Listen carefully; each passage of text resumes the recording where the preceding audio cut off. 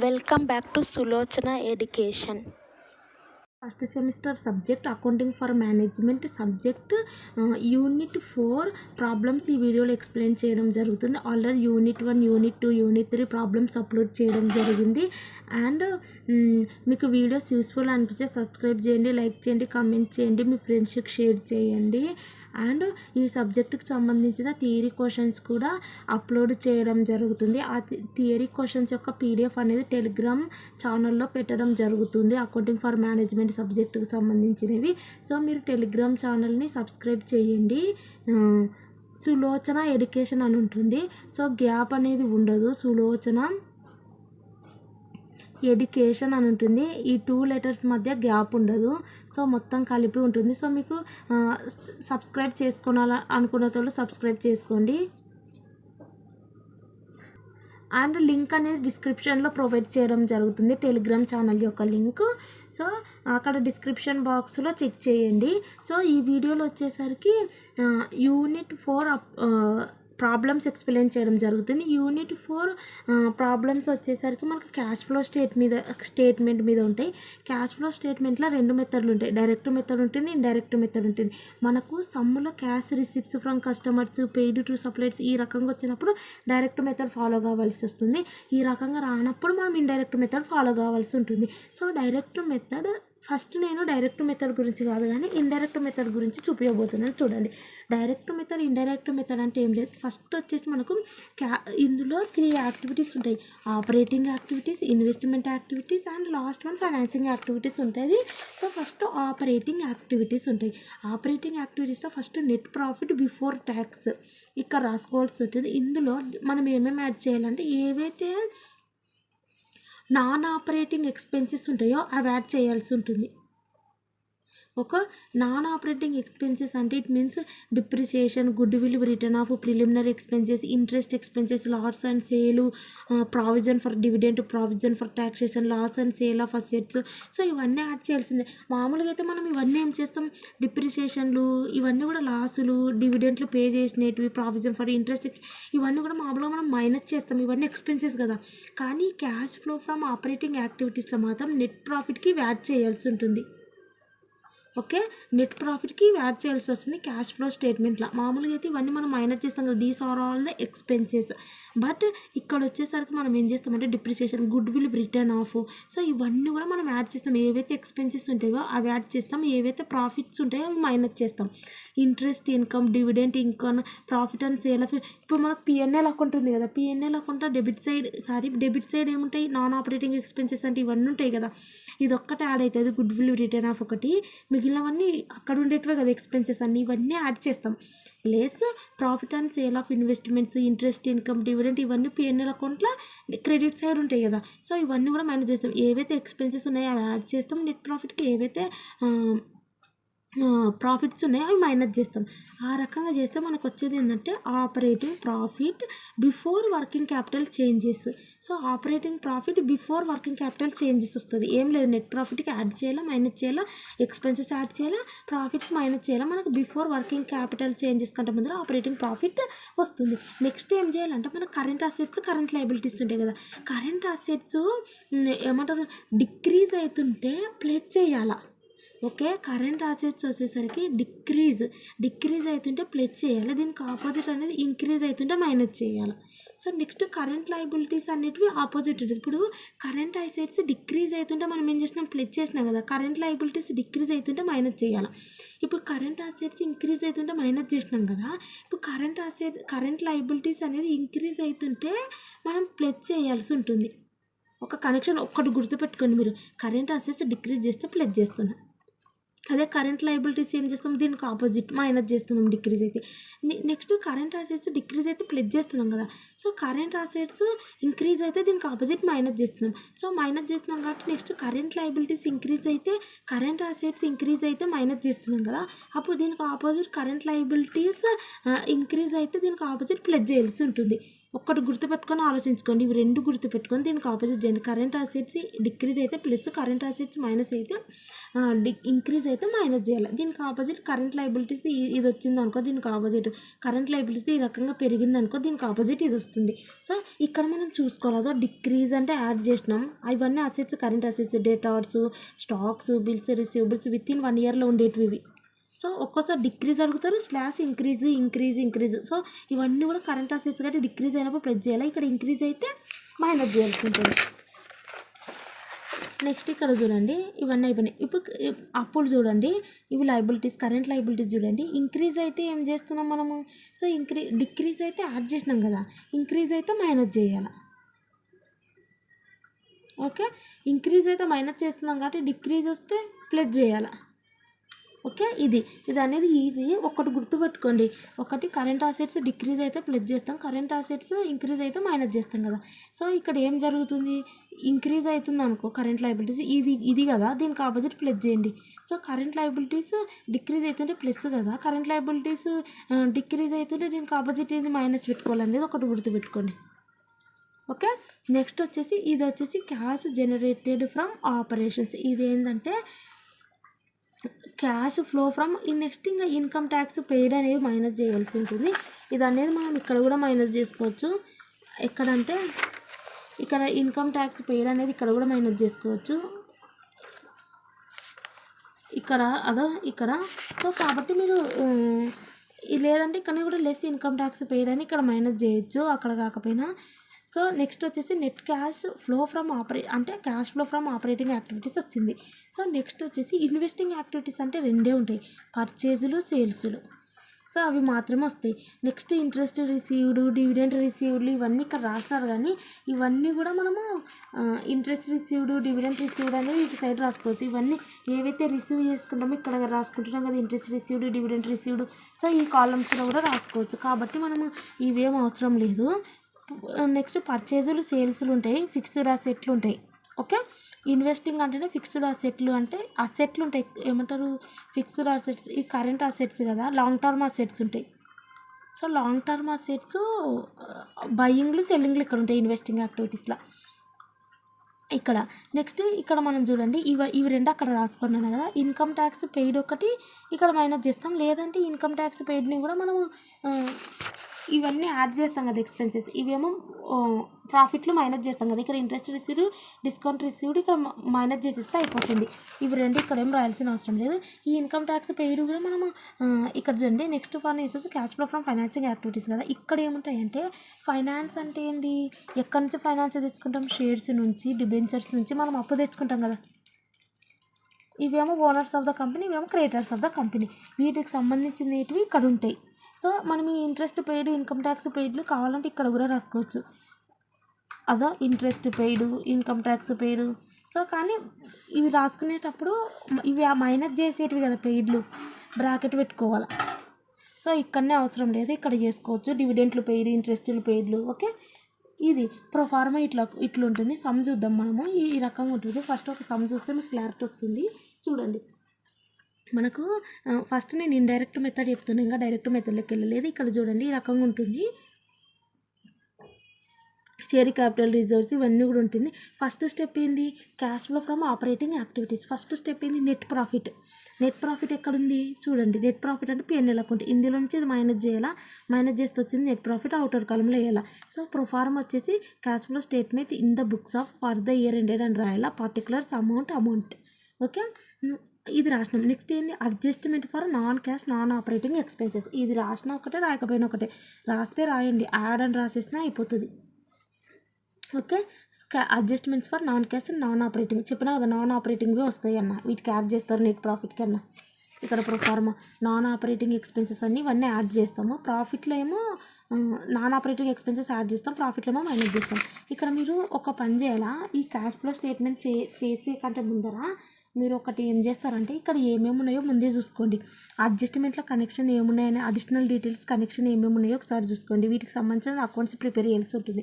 First మీరు ఎగ్జామ్లో కూడా ఒకటి ఇటువంటిది ఇచ్చినప్పుడు మీరు ఏం చేస్తారంటే, ఫస్ట్ క్యాష్ ఫ్లో స్టేట్మెంట్ ఒక 2 పేపర్లు డ్రా చేసి పెట్టుకోండి. అంటే ఇప్పుడు ఇట్లా ఉంటుంది కదా, క్యాష్ ఫ్లో స్టేట్మెంట్ అనేది 2 పేపర్లు ఇక్కడ నుంచి ఈ రకంగా అండ్ ఇక్కడ నుంచి ఈ రకంగా ఒక 2 పేపర్లు డ్రా చేసి పెట్టుకోండి ప్రొఫార్మా పెట్టుకొని ఒక థర్డ్ పేపర్లో ఏం చేస్తారు లేదంటే మీరు అవే చేయాల్సిన అవసరం లేదు ఫస్టే ఇవి చేయొచ్చు ఏవైతే ఇవి ఉన్నాయో ఎందుకంటే ఒకవేళ మనం డ్రా చేసుకుందాం అనుకో అది చిన్నగా పెద్దగా అయితే పేపర్ మిలిగిపోయినట్టు ఉంటుంది కదా సో కాబట్టి ఫస్ట్ మీరు ఇక్కడ ఉన్నట్టు ఫినిష్ చేసి క్యాష్ ఫ్లో స్టేట్మెంట్ రాసుకోండి అది బెస్ట్ సో కాబట్టి ఫస్ట్ మనం వీళ్ళు ఏమన్నారంటే ఇన్వెస్ట్మెంట్కి సంబంధించినది ఇచ్చినారు ఇన్వెస్ట్మెంట్కి సంబంధించినది ఇది ఇచ్చినారు సో ఈ రకంగా ఇచ్చినప్పుడు మీరు ఏం చేస్తారంటే ఇన్వెస్ట్మెంట్ అకౌంట్ ప్రిపేర్ చేయాల్సి వస్తుంది ఫస్ట్ ఇవి ప్రిపేర్ చేయండి తర్వాత క్యాష్ ఫ్లో స్టేట్మెంట్ రాయండి సో ఇది చేసేటప్పుడు మనం ఏం చేయాలంటే ఒకసారి చూడండి ఇదేమో 2016 ఇదేమో ఓపెనింగ్ బ్యాలెన్స్ ఇది closing balance opening year closing year ఇది ఓపెనింగ్ బ్యాలెన్స్ ఇది క్లోజింగ్ బ్యాలెన్స్ సో మనం ఇన్వెస్ట్మెంట్ అకౌంట్ ప్రిపేర్ చేసినప్పుడు ఏం చేస్తాం దీని యొక్క ప్రొసీజర్ ఏంటంటే అకౌంట్ కాబట్టి డెబిట్ క్రెడిట్ ఆర్ వస్తుంది డెబిటర్ పర్టికులర్స్ అమౌంట్ జేఎఫ్ వస్తుంది సో వీటికి సంబంధించిన డేట్ కాలం ఏమి ఇంక్లూడ్ చేయరు ఎందుకంటే డేట్లు ఏమి ఇక్కడ ఇస్తలేరు కాబట్టి అవసరం లేదు సో ఇక్కడ మనకి ఏంది ఓపెనింగ్ బ్యాలెన్స్ కాబట్టి మనం ఏం రాస్తాం 2 బ్యాలెన్స్ బ్రాడ్ డౌన్ అని రాస్తాం బై బ్యాలెన్స్ క్యారీ డౌన్ అని క్లోజింగ్ రాయాలి అంతే ఓపెనింగ్ బ్యాలెన్స్ బ్రాడ్ డౌన్ అంటాం క్లోజింగ్ బ్యాలెన్స్ క్యారీ డౌన్ అంటాం ఇక్కడ రాస్తాం నెక్స్ట్ వచ్చేసి ఇక్కడ మనకి ఏమి ఇచ్చినారో ఇవి రాసేసినాం 2 బ్యాలెన్స్లు ఇది రాసినాం నెక్స్ట్ ఇన్వెస్ట్మెంట్ కాస్టింగ్ 8,000 ఉండేనంట 8,500కి సేల్ చేసినాం ఫస్ట్ మనం సేల్ చేసినాం కాబట్టి బై బ్యాంక్ అని సేల్ చేసిన ప్రైస్ ఎంత 8,500 అదనేది అదో బై క్యాష్ అనో బ్యాంక్ అనో రాయాలి 8,500 సేల్ చేసినట్టు ఏవైనా సరే ఇటు సైడ్ వస్తాయి పర్చేజ్ చేసినట్టు ఇటు సైడ్ వస్తాయి అది గుర్తుపెట్టుకోండి మిషనరీ అకౌంట్లో కూడా పర్చేజ్ చేసేది ఇటే కదా వచ్చేది సేల్ చేసినట్టు ఏవైనా బై క్యాష్ అని ఇటు సైడ్ వస్తాయి క్రెడిట్ సైడ్ బైలు ఇటు వస్తాయి టూలు ఇటు వస్తాయి సేల్ చేసినట్టు ఇటు వస్తాయి పర్చేజ్ చేసినట్టు ఇటు వస్తాయి ఇప్పుడు మనం సేల్ చేసినాం కదా ఇన్వెస్ట్మెంట్ని 8,500 సో కాబట్టి ఇటు సైడ్ క్రెడిట్ సైడ్ రాసుకున్నాక మనం చేయాల్సిన పని ఏంటంటే ఇక్కడ చూడండి 8,000 అంట మనం ఎంతకు సేల్ చేసినాము అంటే 8,000 ఉంటే 8,500కి మనం సేల్ చేసినాము ఇన్వెస్ట్మెంట్ని అంటే మనకు 500 ప్రాఫిట్ వచ్చిందా లాస్ వచ్చిందా 8,000 ఉండేది 8,500కి అమ్ముకున్నామంటే మనకు 500 ప్రాఫిట్ వచ్చింది సో 500 ప్రాఫిట్ వచ్చినప్పుడు ఒకటి గుర్తుపెట్టుకోండి ప్రాఫిట్ 500 ఇక్కడ రాయాలి అది ఎటు సైడ్ రాస్తారంటే ప్రాఫిట్ వస్తే ఇటు 2 పిఎన్ఎల్ అకౌంట్ పిఎన్ఎల్ అంటే ప్రాఫిట్ అండ్ లాస్ అకౌంట్ బ్రాకెట్లో ప్రాఫిట్ లేదంటే గెయిన్ అని రాసి ఇటు సైడ్ రాయాలి లాస్ వచ్చింది అనుకో బై పిఎన్ఎల్ అకౌంట్ బ్రాకెట్లో లాస్ అని పెట్టి ఇక్కడ రాయాలి సో వాళ్ళు ఓపెనింగ్ బ్యాలెన్స్ క్లోజింగ్ బ్యాలెన్స్ ఇచ్చినారు ఇక్కడ రాసుకున్నాం సేల్ అన్నారు ఇటు సైడ్ రాసుకున్నాం సో మనకు ప్రాఫిట్ వచ్చింది కాబట్టి ఇక్కడ రాసుకున్నాం సో ఇంకా తర్వాత వీటన్నిటిని ఇప్పుడు మనకి ఇక్కడ ఏమున్నాయి ఇవి 2 ఉన్నాయి ఇక్కడనేమో ఇవి 2 ఉన్నాయి ఇప్పుడు 50,500 ఇదేమో ఇవి 2 ప్లస్ చేస్తే 68,500 ఏది పెద్దది ఇదే పెద్దది కదా సో ఇది 2 టైమ్స్ ఇటు రాయాలా అది కూడా ఇది అనేది కరెక్ట్ ఉండాలా ఇది ఇక్కడ పెట్టేటప్పుడు ఓకే లైన్ డ్రా చేసేటప్పుడు ఇది అనేది ఏదైతే హై ఉందో బ్యాలెన్స్ అది 2 సైడ్స్ రాసుకొని ఏదైతే తక్కువ ఉందో అక్కడ వేయాలి బ్యాలెన్స్ ఎంత తక్కువ ఉందో అంత ఆ ప్లేస్ ఏం రాస్తారంటే 2 క్యాష్ పర్చేజ్ అని రాయాలి ఓకే మిగిలిన రిమైనింగ్ బ్యాలెన్స్ని 2 క్యాష్ అని అక్కడ రాయాలి ఎక్కడైతే తక్కువ ఉందో ఎటు సైడ్ తక్కువ ఉందో అక్కడే అది ఫుల్ఫిల్ చేయాలి ఇవి 2 ఈక్వల్ అయ్యేటట్టు ఇటు సైడ్ తక్కువ ఉందనుకో 2 క్యాష్ అని పర్చేజ్ అని రాయాలి ఒకవేళ ఇటు సైడ్ తక్కువ ఉందనుకో బై క్యాష్ అని సేల్ అని రాయాలి రిమైనింగ్ బ్యాలెన్స్ ఇది ఒకటి సో కాబట్టి ఇంకా అయిపోయింది కదా మనకి ఇన్వెస్ట్మెంట్కి సంబంధించినది డీటెయిల్స్ ఇచ్చినారు ఇది అయిపోయింది ఇంటూ కొట్టేసుకుందాం సో నెక్స్ట్ ఏమి ఇచ్చిన tax provisions made during the year was 9,000 వచ్చారు ఇప్పుడు ట్యాక్స్కి సంబంధించినవి ఏమున్నాయి ట్యాక్స్ ప్రావిజన్స్ ఇక్కడ ఉన్నాయి అవునా కదా సో ఉన్నాయి కాబట్టి మనం ఏం చేయాలంటే చూడండి ఇక్కడ ఇది ఉంది ఇప్పుడు ఇటు సైడ్ వస్తే మనం ఏం చేసాము చూడండి ఓపెనింగ్ బ్యాలెన్స్ ఇక్కడ రాస్తాం క్లోజింగ్ బ్యాలెన్స్ ఇక్కడ రాస్తాం అసెట్ సైడ్ అవి ఇన్వెస్ట్మెంట్ అనేది అసెట్లు అంటే ఇవి సో ఇప్పుడు మనము ట్యాక్స్ ప్రావిజన్స్ అనేది లైబిలిటీ సైడ్ ఇది కదా లైబిలిటీ సైడ్ వచ్చినప్పుడు ఏం చేయాలంటే చూడండి 2 బ్యాలెన్స్ బ్రాడౌన్ ఇటు సైడ్ రాసినాం అసెట్ ఇది సో లైబిలిటీది కాబట్టి బై ఓపెనింగ్ బ్యాలెన్స్ ఏమో క్రెడిట్ సైడ్ రాయాలా క్లోజింగ్ బ్యాలెన్స్ వచ్చేసరికి డెబిట్ సైడ్ రాయాలా ఓపెనింగ్ బ్యాలెన్స్ ఎంత 75,000 క్లోజింగ్ బ్యాలెన్స్ ఎంత 10,000 సో మనం ఇక్కడ రాసినాం ఓకే క్లోజింగ్ బ్యాలెన్స్ ఆ రకంగా రాసినాక వీళ్ళు ఏమన్నారు ట్యాక్స్ ప్రావిజన్స్ మేడ్ డ్యూరింగ్ ట్యాక్స్లు కట్టినారంట ఎంత 9,000 కట్టినారంటే వీళ్ళకి ఏమైనట్టు సో ఇక్కడ వీళ్ళు ట్యాక్స్లు పే చేసిన అన్నారు సో ట్యాక్స్లు పే చేసిన అంటే వీళ్ళకి ఏమైనట్టు ట్యాక్స్ పే చేస్తే అనేది మనకు లాసే కదా సో లాసులన్నీ ఇటు రాయమన్నా అంటే ఎక్స్పెండిచరే కదా లాస్ అంటే మనం కట్టాలి మన డ్యూటీ సో ఎక్స్పెండిచర్స్ అన్ని ఇటు రాయమన్నా, గెయిన్ ఇటు రాయమన్నా. సో బై పిఎన్ఎల్ అకౌంట్ ఎందుకు కరెంట్ ప్రావిజన్స్ ట్యాక్స్ 9,000 ఇక్కడ రాసినాం. సో ఇక్కడ చూడండి, ఇదేమో ఓపెనింగ్ది, ఇది క్లోజింగ్ది. అదో ఓపెనింగ్, ఇది క్లోజింగ్. ట్యాక్స్ పే చేసినది ఇటు సైడ్ రాసినాం. ఇంకా రిమైనింగ్ బ్యాలెన్స్ ఇవి రెండు ప్లస్ చేస్తే ఇదే ఇటు సైడ్ ఎక్కువ ఉన్నట్టు, ఎందుకంటే ఇది లేదు కదా. ఇది అనేది 2 సైడ్స్ రాసుకున్నాం. ఇందులో నుంచి ఇది మైనస్ చేస్తే ఇక్కడ రిమైనింగ్ బ్యాలెన్స్ ఇక్కడ ఫుల్ఫిల్ చేయాలి, ఇక్కడ తక్కువ ఉంది కాబట్టి. దాని ప్లేస్లో ఏమని రాస్తారు, 2 క్యాష్ అని రాస్తారు. కానీ ఏమని రాస్తారు, ఇటు సైడ్ వచ్చింది కాబట్టి పేమెంట్ అని రాస్తాం, ఇటు సైడ్ వస్తే రిసిప్ట్ అని రాస్తాం. అంటే ట్యాక్స్, సో మ్యాక్సిమం ట్యాక్స్ పేమెంటే చేస్తాం కాబట్టి ఇటు సైడ్ వస్తుంది. సో కాబట్టి అది. కానీ ఇక్కడ ఏం రాసినాం, క్యాష్ పర్చేజ్, ఎందుకంటే ఇన్వెస్ట్మెంట్ కాబట్టి ఇంకా మిగిలింది ఇంత బ్యాలెన్స్ మిగిలిందంటే పర్చేజ్ చేసినామని అర్థం. అంత ఇన్వెస్ట్మెంట్ ఇక్కడ వచ్చేసరికి పర్చేజ్ రాదు కదా, ట్యాక్స్లు పేమెంట్లు చేస్తాం కాబట్టి 2 క్యాష్ అని పేమెంట్లు రాయాలి అంతే, బ్రాకెట్లో పేమెంట్. సో మనం ఇవి మెయిన్ కంప్లీట్ చేసుకుంటే అయిపోతుంది. ఇది అయిపోయింది, ఇది అయిపోయింది. నెక్స్ట్ ఏంది, ఫిక్స్డ్ అసెట్ది 10,000 అంట. Sold for 2. ఫస్ట్ మనం ఫిక్స్డ్ అసెట్ ఏది ఉంది, ఇక్కడ ఉంది, opening closing. Same active opening closing రాసుకోవాలి. ఇక్కడేమో ఓపెనింగ్ అండ్ ఇక్కడేమో క్లోజింగ్, ఇవి 2 అయిపోయినాయి. ఇక్కడ నెక్స్ట్ వాళ్ళు సెల్లింగ్ అని ఇచ్చినారు కదా, ఎంత సెల్లింగ్ 12,000 సెల్ చేసినారంట. ఆ 12,000 బై క్యాష్ అని ఇటు సైడ్ రాయమన్నట్టు, క్రెడిట్ సైడ్ రాసినాక మనం నెక్స్ట్ చెక్ చేసుకోవాల్సింది ప్రాఫిటా లాసా. 10,000 ఉంటే 12,000 అమ్మినాం, ప్రాఫిట్ వచ్చింది కదా 2,000. సో ఆ 2,000 అనేది ఇటు సైడ్ రాయాలి, 2 పిఎన్ఎల్ అకౌంట్ గెయిన్ అని ఇక్కడ రాయాలి. రాసినాక ఏది ఎక్కువ ఉంటుంది అనేది చెక్ చేసుకోవాలి. చెక్ చేసుకుంటే మనకి ఇక్కడనేమో ఇవి 2 ఉన్నాయి, ఇవి 2 ప్లస్ చేస్తే 4,02,000 వస్తుంది. ఇక్కడ ఇదేమో ఇవి 2 ప్లస్ చేస్తే ఇవి 2 ప్లస్ చేస్తే 3,32,000 వస్తుంది. ఇక్కడనేమో 4,02,000 వస్తుంది. కాబట్టి ఇటు సైడ్ మాత్రమే 4,02,000, ఇటు సైడ్ పెద్ద ఉంది, ఏదైతే పెద్ద ఉందో అది 2 సైడ్లు రాసుకొని ఎక్కడైతే తక్కువ ఉందో అది అనేది ఇక్కడ రాసుకోవాలి, ఎంత తక్కువ ఉంటే అంత. ఇటు సైడ్ దానికి ఏమని పేరు పెట్టాలంటే ఫిక్స్డ్ అసెట్ కాబట్టి ఇక్కడ ఏం రాస్తారు, బై క్యాష్ సేల్ అని పెట్టకండి. ఎందుకంటే ఆల్రెడీ సేల్ అనేది కంప్లీట్ అయిపోయింది ప్రాసెస్. ఇంకా మిగిలిన పోయినది ఏమంటారు, దాన్ని డిప్రిషియేషన్గా 70,000 అయిందని అర్థమైందా. ఒకవేళ ఇక్కడ సేల్ అని లేకపోతే మిగిలినది మనం ఇక్కడ పర్చేజ్ అని రాస్తుంటుంది, అవునా కదా. సో కాబట్టి ఇక్కడ మిగిలిపోయింది కాబట్టి మనం ఏం రాస్తాం, బై డిప్రిషియేషన్ అని 70,000 రాసినాం. సో ఈ రకంగా రాసుకోవాల్సి ఉంటుంది. మనం నెక్స్ట్ సమ్ చూద్దాం.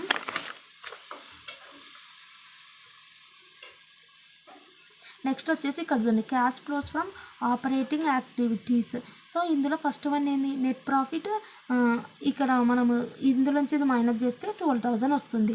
ఇక్కడేమో మనం నెట్ ప్రాఫిట్ ఇది రాసుకున్నాం కదా. ఇక్కడ మీరు చూడండి, మళ్ళీ అట్లయితే ఇక్కడ డిప్రిషియేషన్ అని రాసుకున్నాం కదా, మళ్ళీ ఇక్కడ కూడా సేల్ జరిగింది కదా, 2 క్యాష్ అని పర్చేసెస్ అని ఇక్కడ రాసుకున్నాం కదా. అంటే మీరు ఒకటి గుర్తుపెట్టుకోండి, ఇక్కడ మాత్రం మనం డిప్రిషియేషన్ అని ఎందుకు రాసినామంటే ఇటు సైడ్ ఆల్రెడీ ఒక సేల్ అనేది ఉంది, ఇంకొక సేల్ అనేది ఇక్కడ ఉండదు. ఇక్కడ ఇటు సైడ్ వచ్చింది కాబట్టి పర్చేజ్ అని రాస్తాం, ఇక్కడ ఆల్రెడీ సేల్ ఉంది. మళ్ళీ రాస్తే బై సేల్ అనేది రాయాల్సి వస్తుంది, పర్చేజ్ రాయలేం కదా, ఆల్రెడీ సేల్ ఇక్కడ జరిగింది కదా. సో మిగిలిన అమౌంట్ డిప్రిసియేషన్గా కన్సిడర్ చేస్తాము. సో కాబట్టి ఇక్కడ మనం ఇంకా నెక్స్ట్ ఏంటి, adjustment for non cash non operating items. So ఇవి చూసేటప్పుడు ఫస్ట్ మనం ఇక్కడ ఏమేమి ఉన్నాయో అవి చూసుకోవాలి. ఎక్స్పెన్సెస్ ఏమేమి ఉన్నాయి ఇక్కడ చూడండి. ఇది పర్చేజ్ కాబట్టి ఎక్స్పెండిచర్ కాదు. అంటే ఏంది ఇది అనేది ఏమంటారు, ఒక పర్చేజ్ చేసినట్టు ఇన్వెస్ట్మెంట్లో ఈ పర్చేజ్లు సేల్ ఎక్కడ పోతాయన్నా, ఇక్కడికి వెళ్తాయన్నా ఇన్వెస్టింగ్ యాక్టివిటీస్కి. సో ఇవి కాకుండా మిగిలిన ఎక్స్పెండిచర్లు ఏమున్నాయి నాన్ ఆపరేటింగ్ ఇక్కడ చూసుకోవాలి. ఇదేమో చూడండి, మళ్ళీ ఎక్స్పెండిచర్లే కదా నాన్ ఆపరేటింగ్, గెయిన్లు కూడా చూసుకోవాలి. So profit and loss account అంటే ఇది గెయినే కదా, పర్చేజ్లు సేల్లు కాదు, మిగిలినవి చూసుకోవాలి. ఇది గెయినే కదా, పిఎన్ఎల్ అకౌంట్కి సంబంధించినది ఇది ఒకటి వస్తుంది. అండ్ ఇక్కడ ఏమున్నాయి, నెక్స్ట్ వచ్చేసి మనకి ఇక్కడ ఏమొస్తాయి అంటే by PNL account current provisions, అదో ఈ 9,000 వస్తుంది. అండ్ ఇక్కడ డిప్రిషియేషన్ 70,000 ఉంది. అండ్ ఇక్కడ 2,000 ఉంది. సో ఫస్ట్ ఇవి రాసుకోనికి ట్రై చేద్దాం. సో మనకి ఎక్స్పెండిచర్లు గెయిన్స్ ఎన్ని ఉన్నాయంటే ఒకటేమో ఇది ఒకటి ఉంది. అండ్ సెకండ్ వన్ వచ్చేసి కరెంట్ ప్రావిజన్స్ అనేది మనకు వచ్చింది కదా బ్యాలెన్స్, అంటే మనం రాసుకున్నాం కదా బై పిఎన్ఎల్ అకౌంట్ ఇటు సైడ్ది ఇది. నెక్స్ట్ వచ్చేసి ఏవి ఉన్నాయంటే ఇది, అండ్ వచ్చేసి డిప్రిషియేషన్ ఉంది, అంతే కదా. ఇది ఇవన్నీ సేల్ కదా, చూడండి అదో సేలు, ఇది ఉంది అండ్ ఇది ఉంది. ఇవేమో సేల్ పర్చేజ్లు రావు. ఇంకొకటి ఇది ఉంది 2 క్యాష్ పేమెంట్ అనేది. కానీ ఇవన్నీ ఎక్కడ రాస్తామని చెప్పినాను, ఇక్కడ మనకు ట్యాక్సులు పేమెంట్లు అవన్నీ ఏదో ఇక్కడ చూడండి అదో డివిడెంట్లు పెయిడ్లు, ట్యాక్సులు పెయిడ్లు ఇట్లా వచ్చినటువన్నీ ఫైనాన్సింగ్ యాక్టివిటీస్లోకి వెళ్ళిపోతుంది. ఇది ఒక్కటి ఉంది కానీ పేమెంట్ అనేది ఇది అనేది అక్కడ కిందికి వెళ్ళిపోతుంది ఫైనాన్సింగ్ యాక్టివిటీస్లో, ట్యాక్సులు పెయిడ్లు, డివిడెంట్ పెయిడ్లు. సో కాబట్టి ఇంకా మిగిలిన ప్రావిజన్ ఫర్ ట్యాక్స్ అనేది మళ్ళీ మన అదే వచ్చేస్తుంది. ఓకే, మన దాంట్లోకి వచ్చేస్తుంది. అవన్నీ రాసుకోవాలా. చూడండి, ఇంకా ఎక్స్పెన్సెస్ ఏమో యాడ్ చేసుకోవాలా. అదో provision for tax, depreciation and fixed అసెట్లు. ఇప్పుడు profit and sale of fixed asset, profit and sale of అనేది 2000, 5000 వచ్చింది కదా ఇక్కడ. చూడండి అదో ఇక్కడ 2000, ఇంకోటి 5000 అంట, సారీ 500. ఇవేమో ప్లస్లు కదా ప్రాఫిట్లు, ఇది ప్లస్ చేసుకోవాలా. అంతకంటే ముందు మైనస్ చేసుకోవాల్సిన ఐటెంలు ఏంటివంటే ఇది అండ్ ఈ డిప్రిసియేషన్, ఈ రెండు మైనస్ చేసుకోవాలి. అంటే మనం ఏమేమి మైనస్ చేసుకోవాలి, 9000, 70000.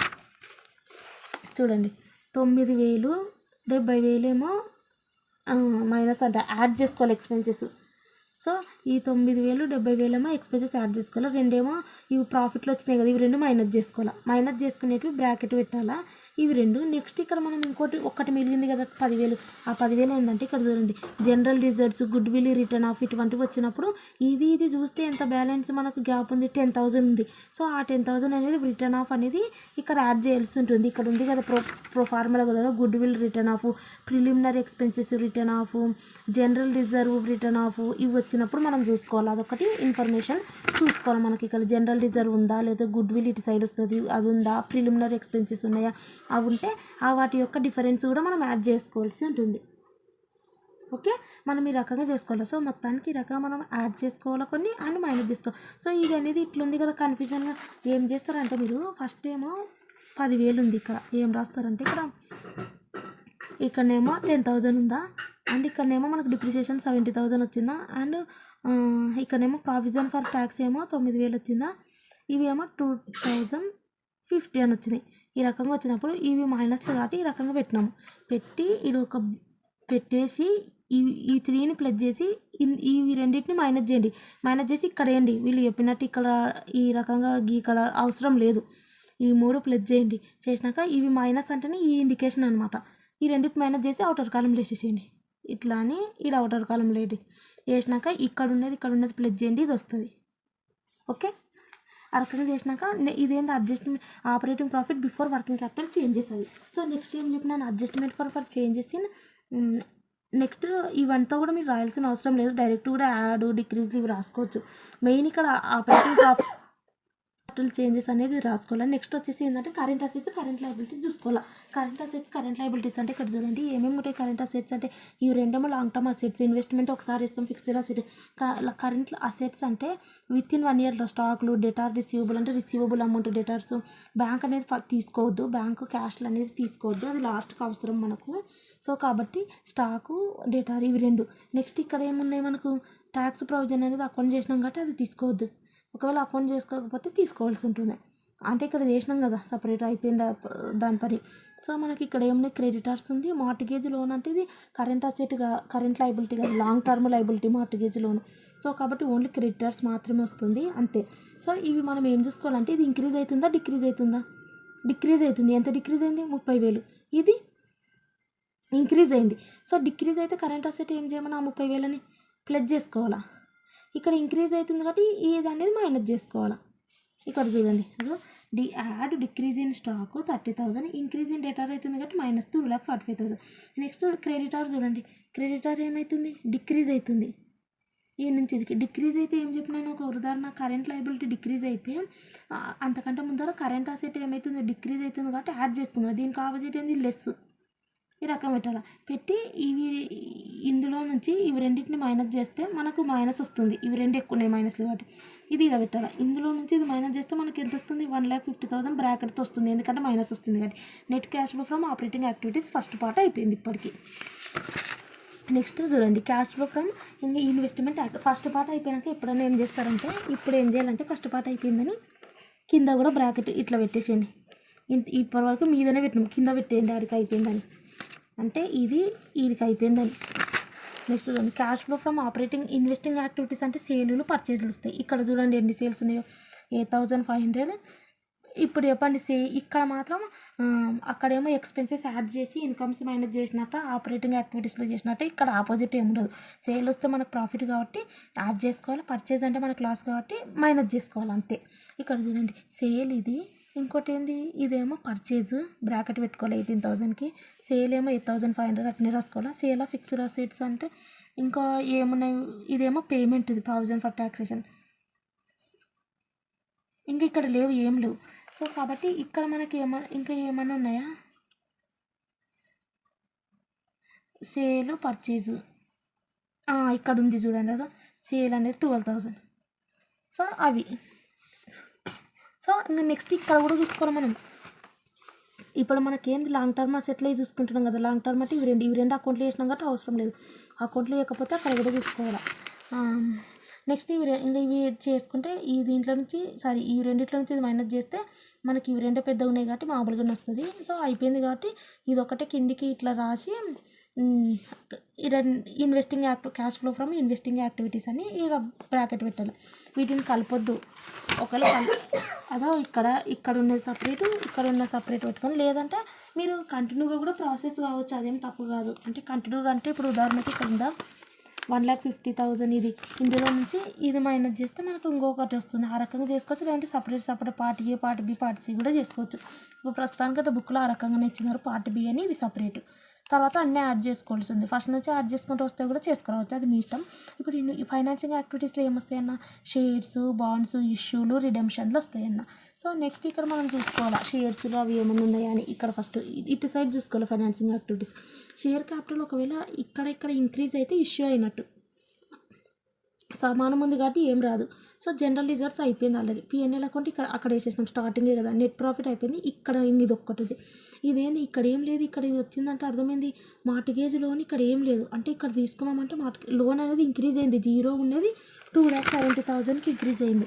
చూడండి కదా, ఇప్పుడు ఇది ఏం చేస్తాం, మనం ప్లెజ్ చేసుకుంటాం, మైనస్ చేస్తామా, బాగా ఆలోచించండి. మనకు పైసలు లోన్ తీసుకుంటున్నాం, మనకు పైసలు వస్తున్నాయి, ఎందుకు మైనస్ చేసుకుంటాం, మనం బిజినెస్ రన్ చేయడానికి ఫైనాన్స్ తీసుకుంటాం, మనం యూజ్ చేస్తాం అంటే మన లోపలికి మనీ వస్తుంది, ఫైనాన్స్ ఇంటూ అవర్ ఆర్గనైజేషన్కి. సో ఇక్కడ పర్చేజ్ చేసేటప్పుడు ఎందుకు మేనేజ్ చేస్తున్నామంటే మనం ఏదైనా పర్చేజ్ చేస్తుంటే వెళ్ళిపోతుంది మనీ, అందుకే బ్రాకెట్ పెట్టాం.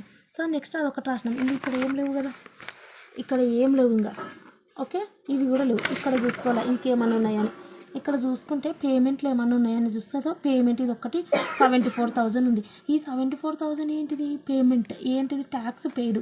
సో పేమెంట్ ఆఫ్ ట్యాక్స్ అనేది ఏదో 74,000 పే చేస్తే వెళ్ళిపోతుంది కదా, మళ్ళీ బ్రాకెట్ పెట్టినాం. ఈ రెండింటిని చేస్తే ఇది వస్తుంది. సో ఇది వచ్చేసరికి ఫైనాన్సింగ్ యాక్టివిటీస్. నెక్స్ట్ ఏం చేయాలంటే చూడండి, net increase in cash and cash equivalent అంటే ఏం లేదు, net increase in cash and cash equivalent అంటే మనం ఇంకా 3 యాడ్ చేయాల్సి ఉంటుంది. ఏదో ఇది 48,000 అంటే ఏమేమి చేయాలంటే ఇక్కడ చూడండి 1,50,500 మైనస్ ఉంది కాబట్టి అందులో నుంచి 2,500 ఇక్కడ ఉంది. ఈ 3 A plus B plus C వెళ్తుంది, 3 పార్ట్స్ని ప్లస్ చేయాలి. ప్లస్ చేస్తే ఇది వస్తుంది, అదేమో మైనస్, ఇవి రెండేమో ప్లస్లు. సో ఈ రెండు ప్లస్ చేసి అది మైనస్ చేయండి. సో ఎంత వస్తే అంత. సో ఇక్కడ మనకైతే బ్రాకెట్ అనేది రాలేదు, ఎందుకంటే ఇవి రెండే పెద్దగా ఉన్నాయి, రెండు కలిపితే పెద్దగానే ఉన్నాయి కదా. సో ఇది వచ్చింది. నెక్స్ట్ ఏం చేయాలంటే cash and cash equivalent at the beginning of the period. ఇప్పుడు ఎందుకు ఇది నేను కరెంట్ అసెట్ ఇది ఎందుకు తీసుకోవద్దన్నా అంటే, ఇప్పుడు నెక్స్ట్ దీంతో పని ఉందని చెప్పినా కదా, ఇది ప్లస్ చేయాలి. ప్లస్ చేస్తే ఇది వస్తే ఆన్సర్ కరెక్ట్ అని అర్థం. ఓపెనింగ్ ది ప్లస్ చేస్తే క్లోజింగ్ది రావాలా, అప్పుడు వస్తే మనం చేసినది క్యాష్ ఫ్లో స్టేట్మెంట్ కరెక్ట్ అని అర్థం. సో ఓపెనింగ్ ఎంత బ్యాలెన్స్ 1,49,000, ఇవి రెండు ప్లస్ చేస్తే మనకి క్లోజింగ్ది రాయాలి. Cash and cash equivalent at the end of the period 1,97,000 ఇది రావాలా. వస్తేనే మనం కరెక్ట్ చేసినట్టు, లేదంటే ఎక్కడైనా మిస్టేక్ చేసినట్టు అర్థం. ఈ రకంగా ప్రొసీజర్ ఉంటుంది. సో ఇంకో సమ్ చూడండి, ఇది కూడా సేమ్ యాస్టీస్ ఉంటుంది, కొంచెం చేంజ్ ఉంటుంది. ఇక్కడ కింద ఇన్ఫర్మేషన్ ఇచ్చినారు కదా. సో ఫస్ట్ మనం ఏం చేయాలి, క్యాష్ ఫ్లో స్టేట్మెంట్ ప్రిపేర్ చేయవద్దు. ఫస్ట్ అడ్జస్ట్మెంట్లు అంటే ఇక్కడ ఇన్ఫర్మేషన్ని మనం కరెక్ట్ చేసుకున్నాం అనుకో, అప్పుడు ఆటోమేటిక్గా ఈజీ అయిపోతుంది. సో ఇన్ఫర్మేషన్ వాళ్ళు ఏమి ఇచ్చినారు, మెషినరీ కనెక్షన్తో ఇచ్చినారు. సో మెషినరీ అకౌంట్ అనేది మనం ప్రిపేర్ చేయాలి. Machinery account to balance broad down by balance carry down, ఇవి రెండు రాసుకోవాలి. So machinery account. So next ఏంది, సెల్లింగ్ ప్రైస్ ఎంత 5,000, సో అది రాసుకోవాల్సి ఉంటుంది. నెక్స్ట్ వచ్చి వీళ్ళు అక్యుములేటెడ్ డిప్రిసియేషన్ అంటే చూడండి, during the year machinery costing 10,000 అంట, accumulated depreciation 3,000 was sold for 5,000 అంట. సో ఇది ఇచ్చినారు. సో ఫస్ట్ అయితే మనం మెషినరీ అకౌంట్లో ఓపెనింగ్ బ్యాలెన్స్ క్లోజింగ్ బ్యాలెన్స్ రాసుకోవాల్సి ఉంటుంది. చూడండి అదో ఓపెనింగ్ బ్యాలెన్స్ అండ్ ఇక్కడ వచ్చేసరికి మనం క్లోజింగ్ బ్యాలెన్స్ రాసుకోవాల్సి ఉంటుంది. మనం సేల్ చేసినది ఎంత 5000. సో ఆ 5000 అనేది ఇక్కడ రాసుకోవాల్సి ఉంటుంది. సో మనం ఇక్కడ చూడండి ఒకటి ఇక్కడ వీళ్ళు ఏమి ఇచ్చినారంటే మెషినరీది 80,000 55,000 కదా. ఇక్కడ చూడండి ప్రావిజన్ ఫర్ డిప్రిసియేషన్ ఫస్ట్ది ఇచ్చినారు అండ్ ప్రావిజన్ ఫర్ డిప్రిసియేషన్ అని 40,000 క్లోజింగ్ది ఇచ్చినారు. సో కాబట్టి ఓపెనింగ్కి యాడ్ చేసి రాయాలి, క్లోజింగ్కి యాడ్ చేసి రాయాలి. To balance broad down by balance carry down అని రాయాలి. సో నెక్స్ట్ వచ్చేసి వీళ్ళు ఏమన్నారంటే ఇక్కడ సేల్ అన్నారు కాబట్టి ఎంత 5,000 సేల్ కాబట్టి ఇటు సైడ్ రాస్తాం, బై క్యాష్ సేల్ అని రాస్తాం. సో నెక్స్ట్ వచ్చేసి ఇంకా ఇప్పుడు మనం సేల్ చేసినాం కాబట్టి మనకు ప్రాఫిట్ వచ్చిందా లాస్ వచ్చిందా అనేది చెక్ చేయాల్సి ఉంటుంది. ఇక్కడ చూస్తే వీళ్ళు ఏమన్నారంటే అక్యుములేటెడ్ డిప్రిసియేషన్ 3000 అన్నారు. సో మనకి ఏమైపోయిందంటే డిప్రిసియేషన్ ఎంత మనకు 3000. సో డిప్రిసియేషన్ లెఫ్ట్ సైడ్ రాస్తాం, మనం ఇటు సైడ్ రాస్తాం కాబట్టి డిప్రిసియేషన్ ఇటే రాస్తాం కదా మెషినరీ అకౌంట్లో కూడా. సో ఆ డిప్రిసియేషన్ 3000 అనేది ఇటు సైడ్ రాయాల్సి ఉంటుంది.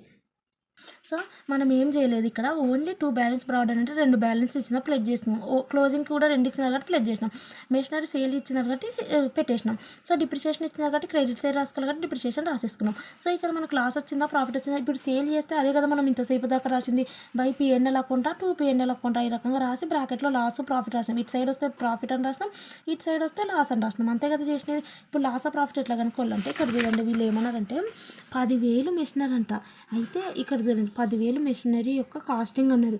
ఏమన్నారు accumulated depreciation 3,000 was sold for 5,000 అన్నారు. అంటే ఏం లేదు, ఇప్పుడు 10,000 మెషినరీ యొక్క కాస్ట్ అన్నారు. వీళ్ళేమో ఎంతకు సేల్ చేసిన అన్నారు 5,000 సేల్ చేసిన. అంటే ఇక్కడ ఏమంటున్నారంటే 10,000 మెషినరీ యొక్క కాస్ట్, దీని యొక్క డిప్రిసియేషన్ ఎంత 3,000. సో ఈ రెండిట్ల నుంచి మైనస్ చేస్తే మనకి ఎంత వచ్చింది అంతే కదా. ఇప్పుడు నువ్వు ఇంత కొన్నావు అనుకో, దాని యొక్క వాల్యూ ఇంత డిక్రీజ్ అయింది అనుకో, ఇందులో నుంచి ఇంత మైనస్ చేస్తే నీ యొక్క ఒరిజినల్ కాస్ట్ ఎంత 7,000 అని అర్థం. 7,000 ఉన్న ఒరిజినల్ కాస్ట్ ఉన్న నీ మెషిన్ అంతే కదా, డిప్రిసియేషన్ తీసేస్తే దీని ఒరిజినల్ కాస్ట్ ఇంత. నువ్వు ఎప్పుడన్నా అమ్మేటప్పుడు ఏం చేస్తావు, నా ఒరిజినల్ పైసలను నాకు కావాలని అమ్ముతావు. 7,000 ఏమో నీ ఒరిజినల్ పైసలు మెషినరీ యొక్క విలువ. నువ్వెంతకు సేల్ చేసినావు 5,000కి సేల్ చేసినావు, నీకు లాస్ వచ్చిందా ప్రాఫిట్ వచ్చిందా, లాస్ కదా 2,000. 7,000 ఉన్నది 5,000 అమ్ముకుంటే లాస్ కదా. సో లాస్ వస్తే వచ్చేది by P&L account, by P&L account అని పెట్టి బ్రాకెట్లో లాస్ అని రాయాల్సి. ఇట్లా ఏం లాస్ అని చేయాలి అవసరం లేదు, మనం ఏ ప్రొసీజర్ పాటించిన P&L అకౌంట్ బ్రాకెట్లో లాస్ అని పెట్టి 2,000 ఇక్కడ రాసేస్తే అయిపోయి. డిప్రిసియేషన్ చూపించాలా అండ్ సేల్ చూపించాలా అంతా చూపించాలి, ఎందుకంటే బ్రాకెట్లు ఇచ్చినారు కాబట్టి. సో ఓపెనింగ్ బ్యాలెన్స్లు ఓపెనింగ్వి ప్లెజ్ చేయండి, క్లోజింగ్ ప్లెజ్ చేసి రాసేయండి, సేలింగ్ది రాసేయండి, డిప్రిసియేషన్ది క్రెడిట్ సైడ్ రాసేయండి, లాస్ ప్రాఫిట్ చెక్ చేసుకొని అది కూడా రాసేస్తే అయిపోతుంది. ఇంకా నెక్స్ట్ ఏమైపోతుంది, ఇక్కడేమో ఇది పెద్ద ఉంది 1,05,000. ఇప్పుడు మనకు ఇది ప్లస్ చేస్తే అన్నీ సమానమైనవి అనుకుంటా, అందుకే ఇంకా ఏం లేదు. ఓకే నెక్స్ట్ వచ్చేసి ఇక్కడ చూడండి, ఇంకా నెక్స్ట్ అయిపోయింది కదా, ఈ నుంచి ఎక్కడి వరకు అయిపోయింది, ఇక్కడికి అయిపోయింది. కానీ ప్రావిజన్ ఫర్ డిప్రిసియేషన్ అన్నారు ఇక్కడ ఫస్ట్ది లాస్ట్ది, కాబట్టి అప్పుడు ఆటోమేటిక్గా ఏముంటుంది ప్రావిజన్ ఫర్ డిప్రిసియేషన్ అకౌంట్ కూడా ఉంటుంది. కానీ మనం ప్రావిజన్ ఫర్ డిప్రిసియేషన్ అకౌంట్ అనేది డ్రా చేయొచ్చు, డ్రా చేయకపోవచ్చు, కానీ మీరు ఇచ్చినారు కాబట్టి మనం డ్రా చేయాల్సి వస్తుంది. బ్రాడ్ డౌన్ ఇచ్చినారు. ఇది అనేది ప్రావిజన్ ఫర్ డిప్రిసియేషన్ అనేది ఎటు సైడ్ ఉంటుందంటే చూడండి, ప్రావిజన్ ఫర్ ట్యాక్సేషన్ ఇటు సైడ్ ఉంటుంది, liability side, provision for depreciation కూడా ఇటు సైడే ఉంటుంది. ఓకే కాబట్టి ఇంతసేపు అదే ఉంది కదా, ప్రావిజన్ ఫర్ ట్యాక్సేషన్ ఎటు సైడ్ ఉంది, ప్రావిజన్ అంటే చాలు లయబిలిటీ సైడ్ ఉంటుందని అర్థం. అప్పుడు ఆటోమేటిక్గా ఓపెనింగ్ బ్యాలెన్స్ క్లోజింగ్ బ్యాలెన్స్ ఇచ్చినారు, ఓపెనింగ్ ఏమో ఇది క్లోజింగ్ ఏమో ఇది ఆపోజిట్ వేసుకుంటాం. సో లయబిలిటీ సైడ్ ఇచ్చినప్పుడు ఓపెనింగ్ ఇది క్లోజింగ్ ఇది వేసుకుంటాం, అయిపోయింది. నెక్స్ట్ మనకి ఇక్కడ ఇప్పుడు డిప్రిసియేషన్ ఎంత ఇచ్చినారు వీళ్ళు, 3,000 ఇక్కడ ఇచ్చినారు కదా, అక్యూములేటెడ్ డిప్రిసియేషన్ 3,000 ఇచ్చినారు కదా, అదేమో ఇక్కడ రాసుకోవాలి. ఎందుకంటే మనము ఇటు సైడ్ రాసుకుంటాం కదా, మళ్ళీ ఇటు రాసుకోవచ్చు కదా అనొచ్చు.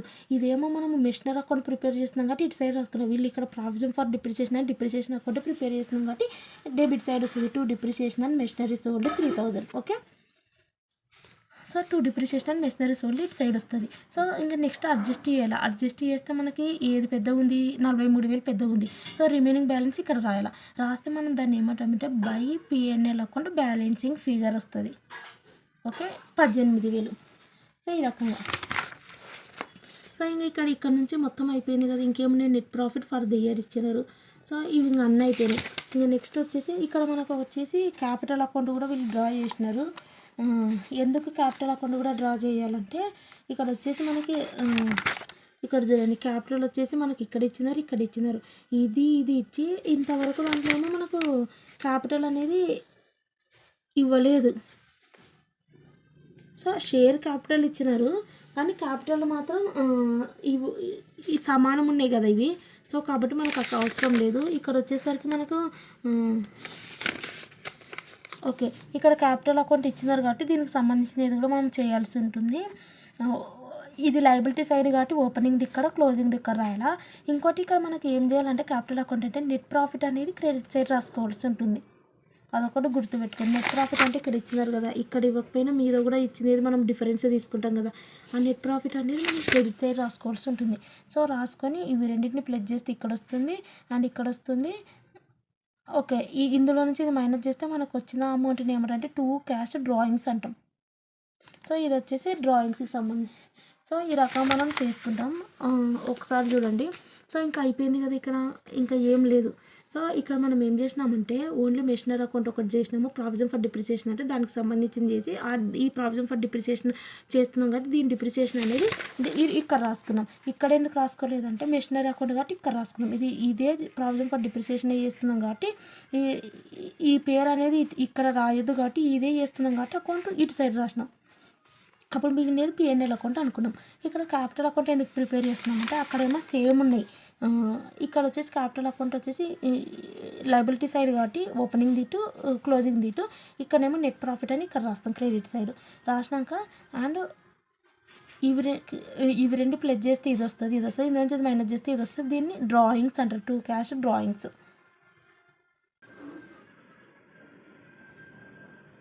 సో ఇప్పుడు ఇంకా మనము ఇక్కడ చూడండి, ఇక క్యాపిటల్ ఓపెనింగ్ది ఇచ్చినారు, క్లోజింగ్ది ఇచ్చినారు కాబట్టి అండ్ ఈ నెట్ ప్రాఫిట్ కూడా. సో వీటితో మనం ఒక అకౌంట్ క్యాపిటల్ అకౌంట్ ప్రిపేర్ చేసుకున్నాం. సో మనము ఇటు సైడ్ ఉంది కాబట్టి ఇటు సైడ్ ఏమో ఓపెనింగ్ది, ఇటు సైడ్ ఏమో క్లోజింగ్ది, నెట్ ప్రాఫిట్ ఏమో ఇక్కడ రాసుకున్నాం. ఆ బ్యాలెన్స్ మిగిలినది డ్రాయింగ్స్ అంటారు. ఎప్పుడైనా గుర్తుపెట్టుకోండి క్యాపిటల్ అకౌంట్లో వాళ్ళు క్యాపిటల్ అకౌంట్ అంటే దానికి సంబంధించిన బ్యాలెన్స్లు ఇస్తేనే మనం చేయాలి. సో ఇక్కడ మనకి ఏమి ఇచ్చినారు, షేర్ క్యాపిటల్ అనేది సమానం ఉన్నవి ఇవి రెండు, కానీ ఇది షేర్ క్యాపిటల్. సో ఇది కాదు equity share capital, preference share capital కాదు, క్యాపిటల్ అకౌంట్. ఇప్పుడు P&L అకౌంట్ ఎట్లా ఇస్తున్నారు, ఆ రకంగా మెన్షన్ చేసి ఇచ్చి క్యాపిటల్ అకౌంట్ అని ఆ రకంగా మెన్షన్ చేసి ఇచ్చినప్పుడే మనం అకౌంట్ చేయాల్సి ఉంటుంది. సో అది చేయాల్సి ఉంటుంది. ఒకవేళ నెట్ ప్రాఫిట్ ఉంటే నెట్ ప్రాఫిట్ ఖచ్చితంగా ఉంటుంది, ఇటు సైడ్ రాయాల్సి ఉంటుంది. రాసి డ్రాయింగ్స్ అనేది ఇక్కడ మనకు బ్యాలెన్స్ అనేది వస్తుంది. సో ఇది క్యాపిటల్ అకౌంట్. నెక్స్ట్ వచ్చేసరికి మనం ఇంకా నెక్స్ట్ వెళ్ళిపోదాం. Cash flow from operating activities. Net profit before tax వచ్చేసరికి మనకు 45,000 వచ్చింది. బిఫోర్ ట్యాక్స్ ఉండాలి. ఒకవేళ ఏదన్నా ఉన్నా సరే ఏమంటారు ట్యాక్స్ అనేది బిఫోర్ ట్యాక్స్ ఉండాలి. సో ఆఫ్టర్ ట్యాక్స్ ఇస్తే మనం అది బిఫోర్ ట్యాక్స్ కాబట్టి అది చూసుకొని చేసుకోవాల్సి ఉంటుంది. So net profit before tax వచ్చేసి మనకు 45,000 అడ్జస్ట్. ఇంకా నెక్స్ట్ ఏం చేయాలి, వీటికి అన్నిటికీ ఎక్స్పెన్సెస్ యాడ్ చేయాలా, ఏమంటారు లాసెస్లో మైనస్ చేయాల్సి ఉంటుంది. ఇక్కడ మనం ఇంకా ఇక్కడ ఇదంతా చేసేసుకున్నాం కాబట్టి ఇక్కడ ఏం పని లేదు, ఇక్కడికి వెళ్ళిపోలే. ఎందుకంటే వాటికి సంబంధించిన అకౌంట్ ఇక్కడ ప్రిపేర్ చేసినాం కాబట్టి ఇక్కడ ఏమున్నాయని చూసుకోవాలి. Loss and sale of machinery ఇది యాడ్ చేయాలి 2,000. నెక్స్ట్ ప్రావిజన్ ఫర్ డిప్రిసియేషన్, ఇంక ఇక్కడ ఏం లేవు కదా, సేలులో ఉన్నాయి. ఇది ఒకటి ఉంది కానీ దీనికి సపరేట్ అకౌంట్ ప్రిపేర్ చేసినాం కాబట్టి 3,000 ఎన్నిక వద్దు. ఎందుకంటే దీనికి separate account provision for depreciation చేసినాం కాబట్టి దీంట్లో ఈ అకౌంట్లో మిగిలిన బ్యాలెన్స్ 18,000 ఉంది చూడు, దీన్ని డిప్రిసియేషన్ కన్సిడర్ చేయాలి. ఎందుకంటే దీనికి అకౌంట్ ప్రిపేర్ చేసినాం, దీనికి అకౌంట్ ప్రిపేర్ చేయకపోతే ఇది తీసుకుంటుంది. దీనికి అకౌంట్ ప్రిపేర్ చేసినాం కాబట్టి ఈ అకౌంట్లో సెటిల్ చేసిన బ్యాలెన్స్ ఎంత 18,000, ఈ 18,000 ఈ 2,000 తీసుకోవాల్సి ఉంటుంది అంతే, ఇంకేమున్నాయి, ఇంకేం లేవు. ఈ డ్రాయింగ్స్ అనేది ఫైనాన్సింగ్ యాక్టివిటీస్కి వెళ్ళిపోతుంది. సో కాబట్టి ఆ 2,000 18,000 తీసుకోవాలి. ఈ రెండింటిని యాడ్ చేయాలి. యాడ్ చేసినాక నెక్స్ట్ వచ్చేసరికి మనం మైనస్ చేయాల్సినవి ఇంకా ప్రాఫిట్లు ఏం లేవు కాబట్టి ఇంకా ఇదే last operating profit before working capital changes. Next వచ్చేసరికి యాడ్లు లెస్లు ఉంటాయి. సో ఇక్కడ మీరు చూసుకోండి, కరెంట్ అసెట్స్ ఏంటి, కరెంట్ లయబిలిటీస్ ఏంటి లెక్క పెట్టుకోండి. కరెంట్ అసెట్స్ అంటే ఇవి రెండు, ఇదనే క్యాష్ లాస్ట్కి వస్తుందని చెప్పినా కదా. కరెంట్ లయబిలిటీస్ అంటే ఇక్కడ ఏమున్నాయి, ఇది ఒకటి ఉంది loan from bank long term liability. So ఇది లోన్ కూడా అన్ని లాంగ్ టర్మ్ లయబిలిటీస్. సో ఇవి రెండు డిక్రీజ్లో ఇంక్రీజ్లో డిక్రీజ్లో ఇవి చెక్ చేసుకొని ఈ రకంగా చేసుకోండి. డిక్రీజ్ అయితే యాడ్ చేయాలి అంటే అమౌంట్ చూసుకోవాలి. ఇవి రెండు ఇంక్రీజ్ కదా, ఇది అనేది మైనస్ అయిపోతుంది. కరెంట్ అసెట్ ఇంక్రీజ్ అయితే ఇవి రెండు డిక్రీజ్లు కదా కరెంట్ అసెట్ కాబట్టి ఇది ప్లస్ అవుతుంది. సో ఇవి రెండు ఏంటివి, ఇది ఇంక్రీజ్ కాబట్టి మనం ఆటోమేటిక్గా కరెంట్ అసెట్ ఇంక్రీజ్ అయితే మనం మైనస్ చేసినాం కాబట్టి ఇది ఆటోమేటిక్గా ఇది ప్లస్ అవుతుంది. దానికి ఆపోజిట్ కరెంట్ అసెట్ ఇంక్రీజ్ అయితే మనం మైనస్ చేస్తున్నాం కాబట్టి ఇక్కడ కరెంట్ లయబిలిటీ ఇంక్రీజ్ అయితే ప్లస్ చేస్తాం అంతే. ఒకటి గుర్తుపెట్టుకోండి, అన్ని గుర్తుపెట్టుకుంటే కన్ఫ్యూజ్ అయిపోతుంది. ఒక లైన్ గుర్తుపెట్టుకుంటే మిగిలిన ఆటోమేటిక్గా వస్తాయి, కొంచెం స్లోగా ఆలోచించిన. ఓకే, ఈ రకంగా చేస్తే మనకు నెట్ ఆపరేటింగ్ యాక్టివిటీస్ వస్తుంది. మైనస్ ఏవైతే చేయాలనో వాటికి ఇట్లా బ్రాకెట్లో పెట్టుకోవాలి, అది గుర్తుపెట్టుకొని ఇది ఎలా చేయాలో నేను ప్రొసీజర్ ఆల్రెడీ చెప్పినా కదా, ఆ రకంగా చేయండి. సో ఇవన్నీ ఒక దగ్గర రాసుకొని బయటికి పోకుండా అంతా ఆగమాగం చేయకుండా ఫస్ట్ ఇవన్నీ ఈ ఇక్కడైతే ఇక్కడి వరకేమో బిఫోర్ వర్కింగ్ క్యాపిటల్ ఇదంతా చేసినాక బయటకి వేయండి. నెక్స్ట్ ఇక్కడ కూడా ఇవన్నీ ఇలా సెటిల్ చేసినాక బయటకి వేయండి. ఓకే, ఆ రకంగా చేసుకుంటూ వెళ్ళండి. లేదంటే వీటన్నిటిని కూడా మీరు బయట కాలంలో వేసి కూడా మీరు చేసుకోవచ్చు. ఇప్పుడు ఇవన్నీ ఉన్నాయి, బయట కాలంలో వేయండి, కన్ఫ్యూజ్ అవుతుందంటే వేసి ఏవైతే బ్రాకెట్లో తొడిగిచ్చినారో వాటిని మైనస్ చేసుకుంటే మిగిలిన అన్ని ప్లస్ చేసి బ్రాకెట్లో ఉండేవి మైనస్ చేస్తే అయిపోతుంది, మీకు అంత కన్ఫ్యూజ్ అనిపిస్తే అంతే. ఓకే, ఇదంతా నెక్స్ట్ ఇదంతా ఆపరేటింగ్ యాక్టివిటీస్ అవుతుంది. నెక్స్ట్ ఇన్వెస్టింగ్ యాక్టివిటీస్ పర్చేస్లు సేల్ వస్తాయి. పర్చేస్ సేల్ ఫస్ట్ ఇక్కడ చూసుకోండి. పర్చేస్ సేల్ అంటే ఇది ఒక సేల్ ఉంది 5000. నెక్స్ట్ సేల్ ఏం లేవు, 5000 ఒకటి ఉంది, ఏదో సేల్ కాబట్టి ఇది. సో నెక్స్ట్ ఇక్కడ లేనప్పుడు ఇంకా నెక్స్ట్ ఇలా ఇక్కడ చూసుకోవాలి. మిషనరీ అకౌంట్ ఏమో ప్రిపేర్ చేసేయడం అది అయిపోయింది. ఇవి రెండునే, ల్యాండ్ బిల్డింగ్. ల్యాండ్ ఏముంది, ఇంక్రీజ్ అయిందా డిక్రీజ్ అయిందా? ఇంక్రీజ్ అయింది. ఇంక్రీజ్ అయిందంటే అర్థమైంది ఇంకో కొంచెం కొన్నామని అర్థం. సో 10,000 అది అనేది పర్చేజ్ ఆఫ్ ల్యాండ్ 10,000 వేసుకోవాలి. డిఫరెన్స్లు వేసుకుంటాం ఇక్కడ ఎప్పుడైనా సరే. ఇక్కడ బిల్డింగ్ అంటే ఏంది, ఇంకో కొంచెం కొన్నాం అంటే ఇంకో కొంచెం 35,000 ఉన్నది 60,000 అయిందంటే ఇంకొంచెం పర్చేజ్ చేస్తాం. ఎంత పర్చేజ్ చేస్తాం, ఈ రెండింటిని మైనస్ చేస్తే మనకి 25,000 వస్తుంది. అంటే 2 పర్చేజ్ చేసినాం, వాటికి బ్రాకెట్లు యాడ్ చేయండి. ఇదేమో కాదు, సో ఈ రెండింటిని ప్లస్ చేసి ఇది మైనస్ చేస్తే మనకు బ్రాకెట్ వస్తుంది. ఇవి రెండు పెద్దగా ఉన్నాయి కాబట్టి ఇదేమో cash flow from investing activities. So దీనికేమో సపరేట్, దీనికేమో సపరేట్. నెక్స్ట్ ఫైనాన్సింగ్ యాక్టివిటీస్ అంటే ఇంకా నెక్స్ట్ ఏమో చూసుకోండి. ఇక్కడేమో కరెంట్ అసెట్స్ కరెంట్ లయబిలిటీస్ అయిపోయినాయి, క్యాష్ ఏమో లాస్ట్కి వస్తుంది. ఇందులో వచ్చేసరికి కరెంట్ లయబిలిటీ అయిపోయింది. ఇవి రెండునే, ఇవి రెండిట్లో ఇది ఏమైపోయింది, అమ్మేసినట్టు అర్థము. సో మనీ వస్తుంది. ఇది ఇక్కడ ఏం లేదంటే అర్థమైంది, రీపే చేసేసినట్ట. సో రీపే చేసేస్తే మనకు లాస్ కదా. సో లోన్ ఫ్రమ్ బ్యాంక్ అంటే ఇది పెరిగిందంటే 10,000 మన ఆర్గనైజేషన్కి వస్తుంది. సో మనకి ఏదైతే వస్తుందో 10,000 ఏదైతే మనం రీపే చేసేసినామో అదేమో బ్రాకెట్ యాడ్ చేయండి. ఎందుకంటే ఇక్కడ అనేది 25,000 ఉంది, ఇక్కడ ఎందుకు లేదు అంటే మనం రీపే చేసేసినా మన ఆర్గనైజేషన్ నుంచి మనీ పోయింది. ఈ పర్సన్ ఆర్గనైజేషన్ నుంచి ఆయన బిజినెస్ రన్ చేస్తున్నారు, ఆయనకు సంబంధించిన అసెట్లు లయబిలిటీస్ ఇవి బిజినెస్ సంబంధించినవి. సో కాబట్టి ఇవి రెండు మనం వెళ్ళిపోయింది కాబట్టి మనం బ్రాకెట్ పెట్టుకోవాలి. ఇదేమో మన ఆర్గనైజేషన్ మనీ వచ్చింది కాబట్టి 10,000 అనేది ఈ రకంగా పెట్టుకోవాలి. సో నెక్స్ట్ ఇక్కడ ఏమున్నాయని చూస్తే నేను డ్రాయింగ్స్ ఫైనాన్సింగ్ యాక్టివిటీస్ కదా నెక్స్ట్ వచ్చేది. ఫైనాన్సింగ్ యాక్టివిటీస్ ఇక్కడ డ్రాయింగ్స్ ఉంది కదా, ఎంత 17,000. సో డ్రాయింగ్స్ అంటే అర్థమైంది, మనం డ్రా చేసినాము కాబట్టి ఇది కూడా పేది కాబట్టి మనం బ్రాకెట్ అనేది పెట్టుకోవాలి. డ్రాయింగ్స్ అనేది ఎప్పుడు కూడా బ్రాకెట్ అనేది యాడ్ చేయండి. ఓకే, డ్రాయింగ్స్కి. సో డ్రాయింగ్స్కి బ్రాకెట్ యాడ్ చేయండి. అంటే ఇవి రెండు పెద్దగా ఉన్నాయి కాబట్టి ఆటోమేటిక్గా బ్రాకెట్ వస్తుంది. ఇదేమో cash flow from financing activities. Okay, next net decrease in cash and cash increase అని లేదు ఇక్కడ, మీరు గమనించండి. డిక్రీజ్ ఎందుకన్నారంటే మనకి ఇది వచ్చింది, బ్రాకెట్ వచ్చింది. ఎందుకంటే ఇది ఉందనుకో, సారీ ఇదేమో ఇదేమో ఇది, నెక్స్ట్ వచ్చేసి ఇదే. ఓకే, ఇది చూస్తే ఇవి రెండు పెద్దగా ఉన్నాయి చూడండి. 62,000 ఉంది, 59,000 ఉంది, 3,000 కాబట్టి బ్రాకెట్ వచ్చింది. కాబట్టి net decrease in cash and cash equal అంటే A+B+C అన్నారు. ఓకే, దీనికేమో ప్లస్ ఓపెనింగ్ క్యాష్ బ్యాలెన్స్ ఎంత, బ్యాంక్ ఉంటే బ్యాంకు, క్యాష్ ఉంటే క్యాష్. ఇంతసేపు బ్యాంక్ వచ్చింది, ఇప్పుడేమో క్యాష్ వచ్చింది 10,000. ప్లస్ చేస్తే ఏమొస్తుంది, 23,000 లాస్ ఉంది, ఏమో 10,000 ప్లస్ చేసినాం 7,000 వస్తుంది balance. So cash and cash at the end of the period 7,000 ఇక్కడ వచ్చిందా చూసుకోవాలి. 7,000 వస్తే కరెక్ట్ చేసినట్టు. ఈ రకంగా మనం సమ్ చేయాల్సి ఉంటుంది. నెక్స్ట్ సమ్స్ అన్నీ కూడా ఇవి. ఇక్కడ ఏమన్నారు చూడండి, కంప్యూట్ క్యాష్ ఫ్రమ్ ఆపరేషన్స్ అన్నారు. ఇక్కడ చూస్తే క్యాష్ ఫ్లో స్టేట్మెంట్ ప్రిపేర్ చేయలేదు. క్యాష్ ప్రొవైడెడ్ ఫ్రమ్ ఆపరేషన్స్ అంటే cash flow from operating activities చేయండి అంటున్నారు. ఆపరేటింగ్ యాక్టివిటీస్ దాకా చేసి అది లేదు అంతే. ఆపరేటింగ్ యాక్టివిటీస్ అంటే ఫస్ట్ స్టెప్ ఏం రాస్తాం చెప్పండి, నెట్ ప్రాఫిట్ ఎక్కడ ఉందో చెక్ చేసుకోండి. 80,000 ఇక్కడ ఉంది, ఇది రాయండి. నెక్స్ట్ ఏం చేస్తాం, ఎక్స్పెన్సెస్ అన్నీ యాడ్ చేస్తాము, ప్రాఫిట్లన్నీ మేనేజ్ చేసేస్తాం. ఎక్స్పెన్సెస్ ఏమైనా చెక్ చేసుకోండి. ఎక్స్పెన్సెస్ అంటే ఇక్కడ మనకు ఉన్నది ఇవేమో first current assets current liabilities tick పెట్టుకోండి, మీకు ఐడియా ఉంటుంది. ఇదేమో కరెంట్ అసెట్, ఇదేమో current liability. Out standing wages expenses అంటే కరెంట్ లయబిలిటీ కదా. అవుట్ స్టాండింగ్ వేజెస్ అంటే ఏంటంటే వేజెస్ అనేది పే చేయాల్సినవి అట్లనే మిగిలిపోయినాయి. ఎప్పటికైనా వాళ్ళకి ఈ వేజెస్ పే చేయాలి కదా వర్కర్స్కి, అదనేది అప్పు current liability. Outstanding income అంటే current asset. Okay, outstanding income అంటే మనకు రావాల్సినది రాలేదు, ఇంకా అవుట్ స్టాండ్ ఎప్పటికైనా వస్తుంది కాబట్టి this is current asset. Next stock in trade అంటే కరెంట్ అసెట్, అంతే కదా. అవుట్ స్టాండింగ్ అంటే మిగిలిపోయినది, అంటే మనకు రావాల్సినది అట్లనే రాకుండా అట్లనే మిగిలిపోయింది, ఎప్పటికన్నా వస్తుంది. మనం కట్టాల్సినది మిగిలిపోయిందంటే ఎప్పటికన్నా అది అప్పే, current liability. Next prepaid expenses అంటే ఏమవుతుంది, మనకి కరెంట్ అసెట్, ఎందుకంటే ముందుగానే పే చేసినాం కాబట్టి ఇది కొన్ని రోజులు ఫ్రీ కావచ్చు, నేను పే చేసేసినలే, నాకు కొంచెం అందులో నుంచి భారం తగ్గిందా అనేది అవుతుంది. సో కాబట్టి మనం ముందే పే చేసినాం కాబట్టి మనకి అది కరెంట్ అసెట్. అవుట్ స్టాండింగ్ మిగిలిపోయిన తర్వాత ఎప్పుడైనా అప్పే, ముందే పే చేసినాం కాబట్టి కరెంట్ అసెట్ మనకు అది కొన్ని రోజులు అనేది ఒక 1 year వరకు అది అనేది డిస్టర్బ్ చేయదు అనేది. నెక్స్ట్ చూడండి అక్యుములేటెడ్ డిప్రిసియేషన్, ఇది చూడండి, ఇది డిప్రిసియేషన్ ఏం చేయాలి, యాడ్ చేయాలి ఇక్కడ నెట్ ప్రాఫిట్కి. Okay, provision for doubtful accounts ఉంది. So provision for doubtful accounts అంటే ఇక్కడ మనకి వాళ్ళు ప్రావిజన్ ఫర్ డౌట్ఫుల్ అకౌంట్స్ వచ్చేసి కరెంట్ లయబిలిటీస్కి వేసారు చూడండి. సో ఇక్కడ మనకు ప్రావిజన్ ఫర్ డౌట్ఫుల్ డెబ్ట్స్ వచ్చేసి కరెంట్ లయబిలిటీ. నెక్స్ట్ వచ్చేసి డివిడెండ్స్ పేయబుల్ అంటే ఆటోమేటిక్గా మనకి ఇది ఒకసారి చూద్దాం ఎక్కడ వచ్చిందో. డివిడెండ్స్ పేయబుల్ వచ్చేసి చూడండి, ఇవన్నీ బిల్స్ పేయబుల్, డివిడెంట్లు పేయబుల్, ఇవన్నీ కరెంట్ లయబిలిటీస్ కదా. నెక్స్ట్ బిల్స్ రిసీవబుల్ అనేది కరెంట్ అసెట్, బిల్స్ పేయబుల్ అనేది కరెంట్ లయబిలిటీ. ఇక్కడ చూడండి ఇవన్నీ కూడా చేసుకోవడం వల్ల మనకు తెలిసింది ప్రావిజన్ ఫర్ డౌట్ఫుల్ డెబ్ట్స్ అనేది కరెంట్ లయబిలిటీ, అదొకటి గుర్తుపెట్టుకోండి. నెక్స్ట్ బ్యాడ్ డెబ్ట్స్ వస్తేనేమో expenditure, provision for doubtful accounts వచ్చేసరికి కరెంట్ లయబిలిటీ. ఓకే, ఇంకా నెక్స్ట్ మనం ఏం చేయాలంటే ఇక్కడ మనకి మెయిన్ దీనికి యాడ్ చేయాలా, ఎంత మిగిలింది, ఇది ఒక్కటే మిగిలింది, అన్ని అసెట్లు లయబిలిటీలు అయినాయి. సో అదొక్కటే యాడ్ చేయండి, యాడ్ చేస్తే ఎంత వస్తుంది, అందుకే ఇంకా అవుటర్ కాలంలో వేసుకున్నారు, ఒకటే ఉందని 90,000 వచ్చింది.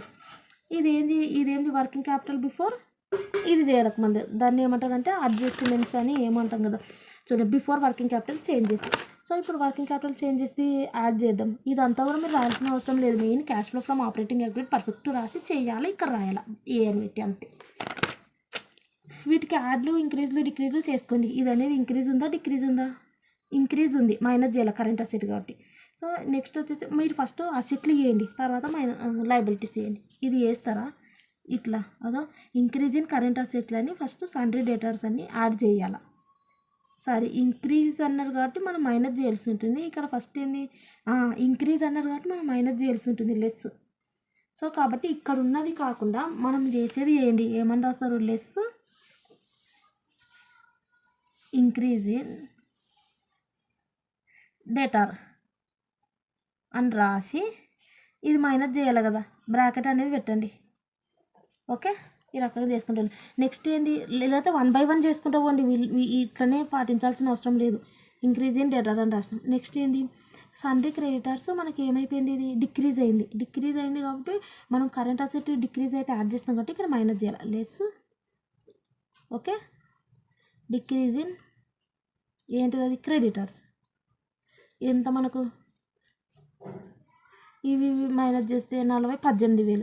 సో ఆ 18,000 ఇక్కడ రాయండి, రాసి మనం ఇది మైనస్ చేస్తున్నాం కాబట్టి ఈ బ్రాకెట్ పెట్టాలి. ఆ రకంగా 1 by 1 చేసుకుంటా పోండి. ఇక్కడ ఉండేదే కాదు, మెయిన్ ఆన్సర్ కరెక్ట్ రావాలి. వాళ్ళు ఏం చేస్తున్నారంటే కరెంట్ అసెట్స్ అన్నీ ఇంక్రీజ్ అయితే ఒక గ్రూపింగ్ చేసినారు, కరెంట్ అదంతా అవసరం లేదు, అవన్నీ చేసుకుంటూ కూర్చుంటే టైం అయిపోతుంది. ఫస్ట్ ఏవైతే ఉన్నాయో అవి చేసేసుకుంటూ పోండి. ఆ రకంగా బ్రాకెట్లు పెట్టి లాస్ట్ క్యాలిక్యులేట్ చేయండి. బ్రాకెట్లు ఉన్నట్టు కాకుండా మిగిలినవి ప్లస్ చేసి బ్రాకెట్లు ఉన్నవి అన్నీ మైనస్ చేసుకుంటూ పోండి అది. So next out standing expenses ఏంది, కరెంట్ లయబిలిటీ ఇంక్రీజ్ అయింది. నెక్స్ట్ ఏం చేయాలని చెప్పినా కదా, డిక్రీజ్ అయింది, ఇంక్రీజ్ అయింది, ఇవన్నీ చేసుకుంటూ పోండి ఇంకా. ఓకే, చేసుకుంటూ పోతే లాస్ట్కి వచ్చేది మన క్యాష్ ఫ్లో ఫ్రమ్ ఆపరేషన్స్ వస్తుంది. నెక్స్ట్ క్వశ్చన్ చూడండి, ఇక్కడ చూడండి మనకు నెక్స్ట్ ఇక్కడ మనకి ఏదైతే ఉందో సేమ్ అదే క్వశ్చన్ ఇక్కడ చూడండి. Machinery costing 500, accumulated depreciation was sold for, కానీ ఇక్కడ ప్రావిజన్ ఫర్ డిప్రిసియేషన్ క్లోజింగ్ది ఓపెనింగ్ది ఏమి ఇవ్వలేదు, ఆ అకౌంట్ ప్రిపేర్ చేయాల్సిన అవసరం లేదు.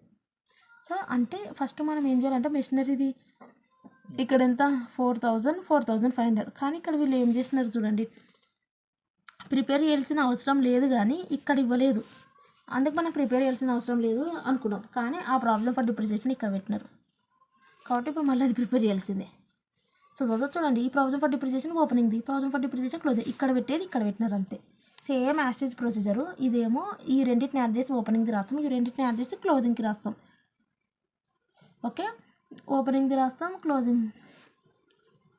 సో కానీ ఇవన్నిటివి రెండు యాడ్ చేసి రాయొద్దు ఓపెనింగ్కి క్లోజింగ్కి మిషనరీ రాసేటప్పుడు. ఎందుకంటే ఇక్కడ చూడండి మీకు డిఫరెంట్ మెథడ్స్ చూపిస్తున్నాం. ఒక్క సమ్ చేయాలంటే తొందరనే అయిపోతుంది. చూడండి provision for depreciation against machinery అని సపరేట్గా వీళ్ళు ఇచ్చినారు కాబట్టి ఈ రకంగా కింద ఈ రకంగా ఇచ్చినారు కాబట్టి మనం యాడ్ చేసినాము. అక్కడ ఏమన్నారు ఒక లెస్ డిప్రిసియేషన్ అన్నారు కాబట్టి మనం యాడ్ చేయొద్దు. అక్కడ సపరేట్గా ఆ రకంగా provision for depreciation against machinery అని ఓపెనింగ్ బ్యాలెన్స్ క్లోజింగ్ బ్యాలెన్స్ ఆ రకంగా ఇస్తేనే యాడ్ చేయండి. ఆ రకంగా ఏమీ ఇవ్వలేదు కదా. సో కాబట్టి గమ్మున ఓపెనింగ్ ఇది క్లోజింగ్ ఇది అండ్ ఇదేమో సేలింగ్ది 100 by cash and credit side, ఇదేమో డిప్రిసియేషన్ కాబట్టి by depreciation and credit side రాసుకోండి. ఇక్కడ చూడండి 4,500 సేల్ది డిప్రిసియేషన్ది. నెక్స్ట్ ఈ డిప్రిసియేషన్ జరిగినాక మనకు వచ్చేది ఏంది లాస్ ఆఫ్ ప్రాఫిట్ అనేది సేల్ది పెట్టినాం కదా. సో లాస్ ఆఫ్ ప్రాఫిట్ ఎట్లా తెలుస్తుంది? ఫస్ట్ మనకేమో 500 మన డిప్రిసియేషన్ అక్యుములేట్ అయిందంటే మనకు ఒరిజినల్ ఇందులో నుంచి మైనస్ చేస్తే ఒరిజినల్ రేట్ ఏమో 200. ఎంత కమ్మినాం? 100 కమ్మినాం. అంటే ఏమైనట్టు మనకు అంతే కదా. ఇప్పుడు డిప్రిసియేషన్ అక్యుములేట్ అయిందంట అంటే దీంట్లో ఇంక్లూడ్ అయింది డిప్రిసియేషన్ అంటున్నారు. అంటే ఏంది డిప్రిసియేషన్ మైనస్ చేస్తేనే కదా మన ఒరిజినల్ కాస్ట్. మనదేమో 200 అన్ని రిపేర్స్ అవి ఇవి తీసేయంగా మనకేమో 200 మెషినరీ కాస్ట్ పడితే 100 రూపాయలు అమ్ముకున్నాం. 100 రూపాయలు లాస్ అయింది. ఇటు సైడ్ లాసులు ఇంకా అయిపోయినాయి కదా. ఇదేమో అయిపోయింది. సో నెక్స్ట్ క్యారీ డౌన్ రాసేసినాం. ఇక్కడ మిగిలినది ఏమని రాస్తాం? ఇటు సైడ్ వచ్చింది కాబట్టి టు క్యాష్ పర్చేసెస్ అని రాస్తాం. ఇటు సైడ్ వస్తే ఆల్రెడీ ఇక్కడ సేల్ ఉంది కాబట్టి ఇటు సైడ్ వస్తే ఒకసారి ఏం రాపించిందా నేను, ఒకవేళ లేకపోతే బై క్యాష్ సేల్ అని రాస్తాం. ఆల్రెడీ ఇక్కడ సేల్ ఉంది కాబట్టి ఇంతసేపు ఒకటి రాయించినా కదా ఇక్కడ డిప్రిసియేషన్ అని. ఓకే అంతే. నెక్స్ట్ ఈ డిప్రిసియేషన్ది కూడా ఇచ్చినారు కాబట్టి డిప్రిసియేషన్ అంటే ఎటు సైడ్ అయిపోయినాను ఇక్కడ ఉంది కానీ వాళ్ళు ఇచ్చినది ఇది మైనస్ చేస్తున్నారని అర్థమైంది. ఇటు సైడ్ ఉందని అర్థం. కాబట్టి ప్రావిజన్ ఫర్ డిప్రిసియేషన్ అంటే ఇది లయబిలిటీ సైడ్ ట్రీట్మెంట్. ఓపెనింగ్ దేమో ఇటు క్లోజింగ్ దేమో ఇటు మళ్ళీ డిప్రిసియేషన్ అమౌంట్ 300 ఇచ్చినారు కదా. సో 2 డిప్రిసియేషన్ అని రాసి ఆ అమౌంట్ 300 రాసినారు. బ్యాలెన్సింగ్ ఫిగర్ ఏమో ఇది. ఈ బ్యాలెన్సింగ్ ఫిగరే రాసుకోవాలి. ఈ డిప్రిసియేషన్ అమౌంట్లో రాసుకోవద్దని చెప్పినా కదా. ఈ loss and sale of 100 and ఈ 400 ఎందుకంటే దీనికి సపరేట్గా అకౌంట్ కట్టమని వాళ్ళు ఇక్కడ డిప్రిసియేషన్ ఓపెనింగ్ది క్లోజింగ్ది కూడా ఇచ్చినారు కదా ఇక్కడ. సో ఈ రకంగా వచ్చినప్పుడు నేను ఏం చెప్పినాను, ఈ డిప్రిసియేషన్లో వేసుకోవద్దన్న ఈ లాస్ అండ్ సేలు ఇంకా ఈ డిప్రిసియేషన్ అకౌంట్ ప్రిపేర్ చేసినప్పుడు మిగిలిన బ్యాలెన్స్ ఉంటుంది చూడ అది వేసుకోమని. ఎందుకంటే దానికి డిప్రిసియేషన్ కడుతున్నాం కాబట్టి అకౌంట్. సో నెక్స్ట్ వచ్చేసి ఇక్కడ చూడండి ఇంకా ఏమి ఇచ్చినారు వీళ్ళు చూడు ట్యాక్స్ పేరు డ్యూరింగ్ ద ఇయర్ అన్నారు. అంటే ప్రావిజన్ ఫర్ ట్యాక్స్ ఉందా దీనికి కూడా అకౌంట్ కట్టాలి. ఓపెనింగ్ క్లోజింగ్ ట్యాక్స్ పేరు రాయాలి. చూడండి ఇక్కడ ఓపెనింగ్ ఇటు సైడ్ రాయాలి ఎందుకంటే లైబిలిటీది కదా. క్లోజింగ్ది ఇటు సైడ్ రాయాలి. ట్యాక్స్ పెయిడ్ అన్నారు. పెయిడ్లో ఇటు సైడ్ రాస్తాం ఇటు సైడ్ రాస్తాం. కావాలంటే ఇంతసేపు కూడా మనం ఇక్కడ చూపించినాము ఇక్కడ పేమెంట్స్ అదో ప్రావిజన్ ఫర్ ట్యాక్స్ అంటే మనకి రిమైనింగ్ బ్యాలెన్స్ ఇటు సైడ్ వచ్చింది కానీ పేమెంట్ ఎందుకంటే పర్చేస్లు రాయం ఇటు సైడ్ పేమెంట్ రాస్తాం. సో నెక్స్ట్ అదో 2 క్యాష్ పెయిడ్ అన్నారు కాబట్టి ఇటు సైడ్ రాసినాం. సో మిగిలిన బ్యాలెన్స్ ఏమైపోయింది P&L అకౌంట్ అని ఇటు సైడ్ వచ్చేసింది. ఓకే ఇటు సైడ్ వచ్చింది కాబట్టి మనం పేమెంట్ అని రాస్తున్నాం అక్కడ కూడా ట్యాక్స్ పెయిడ్లని. ఇక్కడ ఇటు సైడ్ వచ్చింది కాబట్టి పేమెంట్ అని రాస్తున్నాం రిమైనింగ్ బ్యాలెన్స్ అనేది. సేమ్ ఇటు సైడ్ వస్తే మనకు బై P&L అకౌంట్ అని రాస్తాం. అంటే దానికి నెట్ ప్రాఫిట్కి యాడ్ చేస్తాం P&L అకౌంట్ అంటే అంతే. చూడండి ఇటు సైడ్ వచ్చింది కాబట్టి పెయిడ్ అన్నారు కాబట్టి ఇటు సైడ్ రాస్తాం. ఇటు సైడ్ బ్యాలెన్స్ మిగిలిపోతే పెయిడ్ అని రాసుకోవాలి 2 క్యాష్ అని. ఆ పెయిడ్ అనేది ఎక్కడ వస్తుంది ఫైనాన్సింగ్ యాక్టివిటీస్లో వస్తుంది లాస్ట్కి. సో ఇటు సైడ్ బ్యాలెన్స్ మిగిలింది కాబట్టి ఇప్పుడు 2 బై P&L అకౌంట్ అని రాయాలి. అది 100 ఇది. సో నెక్స్ట్ వచ్చేసి ఇటు సైడ్ ఉందంటే అర్థమైంది మనకు P&L అకౌంట్ లాస్ ఉందనే అర్థం కదా. సో లాస్ ఉన్నప్పుడు మనం ఏం చేస్తాం యాడ్ చేస్తాం కదా నెట్ ప్రాఫిట్ ప్లస్ ఇది అదనమాట అంతే. సో నెక్స్ట్ ఇక్కడ చూడండి డిబెంచర్లది ఇదేం డిబెంచర్లది అవసరం లేదు. ఇక్కడ డిబెంచర్లది ఏమి ఇచ్చినారు కానీ ఇక్కడ ఒకటి ఇచ్చినారు చూడండి. డిబెంచర్లది అయితే మామూలుగా అయితే అవసరం లేదు కానీ ఇక్కడ మనకి ఏమిదో profit and redemption of debentures 20 ఇచ్చారు కదా. సో అప్పుడు చేయాలి. ఇప్పుడు 1500 1000. సో ఇదేమో క్రెడిట్ సైడ్ లయబిలిటీ సైడ్ ఇచ్చారు కాబట్టి ఇది ఓపెనింగ్ బ్యాలెన్స్ ఇటు సైడ్ వస్తుంది క్లోజింగ్ బ్యాలెన్స్ ఇటు సైడ్ వస్తుంది. 20 రూపీస్ ఇచ్చినారు ఇక్కడ చూడండి. ఇదేమో ఇటు సైడ్ వస్తుంది ఇటు సైడ్ వస్తుంది. సో 20 రూపీస్ ఏంది ప్రాఫిట్ ఇచ్చినారు. ప్రాఫిట్ ఇస్తే ఇటు సైడ్ రాసుకుంటాం ఇటు రాసుకుంటాం ఇటు రాసుకుంటాం ఇటు రాయాలి. సో రిమైనింగ్ బ్యాలెన్స్ 2 క్యాష్ అని రాస్తాం. ఓకే అన్నిటికీ క్యాషులు అవే రాస్తాం రిమైనింగ్ బ్యాలెన్స్లు. ఒక్కదానికి మాత్రం ఏంది provision for taxation provision for depreciation. So remaining బ్యాలెన్స్లు అన్నిటి కూడా ఇటు సైడ్ వస్తే 2 క్యాష్ పర్చేజ్ రాస్తాం, ఇటు సైడ్ వస్తే బై క్యాష్ సేల్ అని రాస్తాం. అన్నిటికీ ఆ రకంగానే రాస్తాం. ఓన్లీ ఒక provision for taxation, provision for డిప్రిసియేషన్కి మాత్రమే ఏమని రాస్తున్నాము, ఇటు సైడ్ వస్తే ట్యాక్సేషన్కి, ఇటు సైడ్ రిమైనింగ్ బ్యాలెన్స్ వస్తే 2 క్యాష్ పేమెంట్ అని రాస్తున్నాం. ఇటు సైడ్ వస్తే బై పిఎన్ఎల్ అకౌంట్ అని, ఇటు సైడ్ వస్తే లాస్గా ట్రీట్ చేసి నెట్ ప్రాఫిట్ ప్లస్ ఇది యాడ్ చేస్తాం. ఇక్కడ కూడా మనం ఏం చేసినాం, ఇటు సైడ్ వస్తుంది కాబట్టి మనం by PNL account provision for depreciation అకౌంట్కి ఇటు సైడ్ రాసినాం. సో ఈ రకంగా ఉంటుంది. నెక్స్ట్ ఇవి రెండింటికే తేడా ఉంటుంది. మిగిలిన దాంట్లోకి అన్నిటికీ ఇటు సైడ్ వస్తే 2 క్యాష్ చూడండి పర్చేజ్, ఇటు సైడ్ వస్తే సేల్. ఈ రెండింటికి మాత్రం ఈ ట్రీట్మెంట్ ఉంటుంది. ఇటు సైడ్ వస్తే 2 క్యాష్ పేమెంట్లు లాగా, ఇటు సైడ్ వస్తే మాత్రం ప్రావిజన్ ఫర్ ట్యాక్సేషన్కి పిఎన్ఎల్ అకౌంట్ లాగా, అంటే లాస్ అని అర్థం. డిప్రిసియేషన్కి ఏమంటారు నెట్ ప్రాఫిట్కి యాడ్ చేస్తాం. లాస్ అంటే ఫస్ట్ నాన్ ఆపరేటింగ్ ఐటమ్స్ ఉంటాయి చూడ అక్కడ చేస్తాం. సో ఇది నెక్స్ట్ ఇది కూడా ప్రావిజన్ ఫర్ డిప్రిసియేషన్ అంటే ఇటు సైడ్ వస్తే బై పిఎన్ఎల్ అకౌంట్, ఇటు సైడ్ వస్తే 2 పిఎన్ఎల్ అకౌంట్ అని రాస్తాం. ఇటు సైడ్ వచ్చింది కాబట్టి లాస్ కాబట్టి మనం డిప్రిసియేషన్ ఆటోమేటిక్గా ఇటు సైడే వస్తుంది. లాస్ కాబట్టి డిప్రిసియేషన్ అనేది ఇది అనేది నెట్ ప్రాఫిట్కి యాడ్ చేస్తాం. నెక్స్ట్ ఇంకా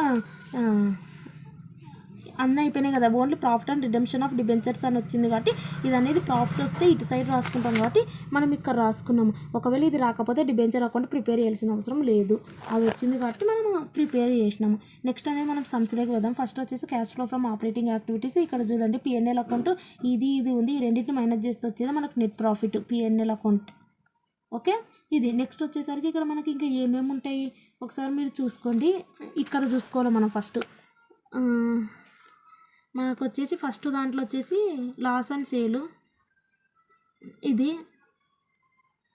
నెక్స్ట్ వచ్చేసి ఇక్కడ వచ్చేసరికి 400. ఓకే,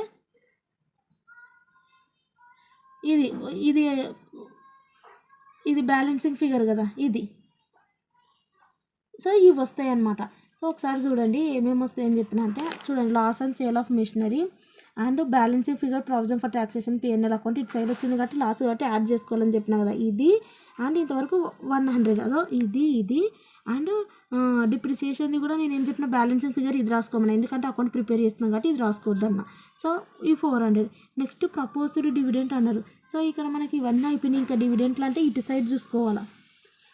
చూడండి ప్రపోజ్డ్ డివిడెంట్ అంటే ఇక్కడ ఉంది.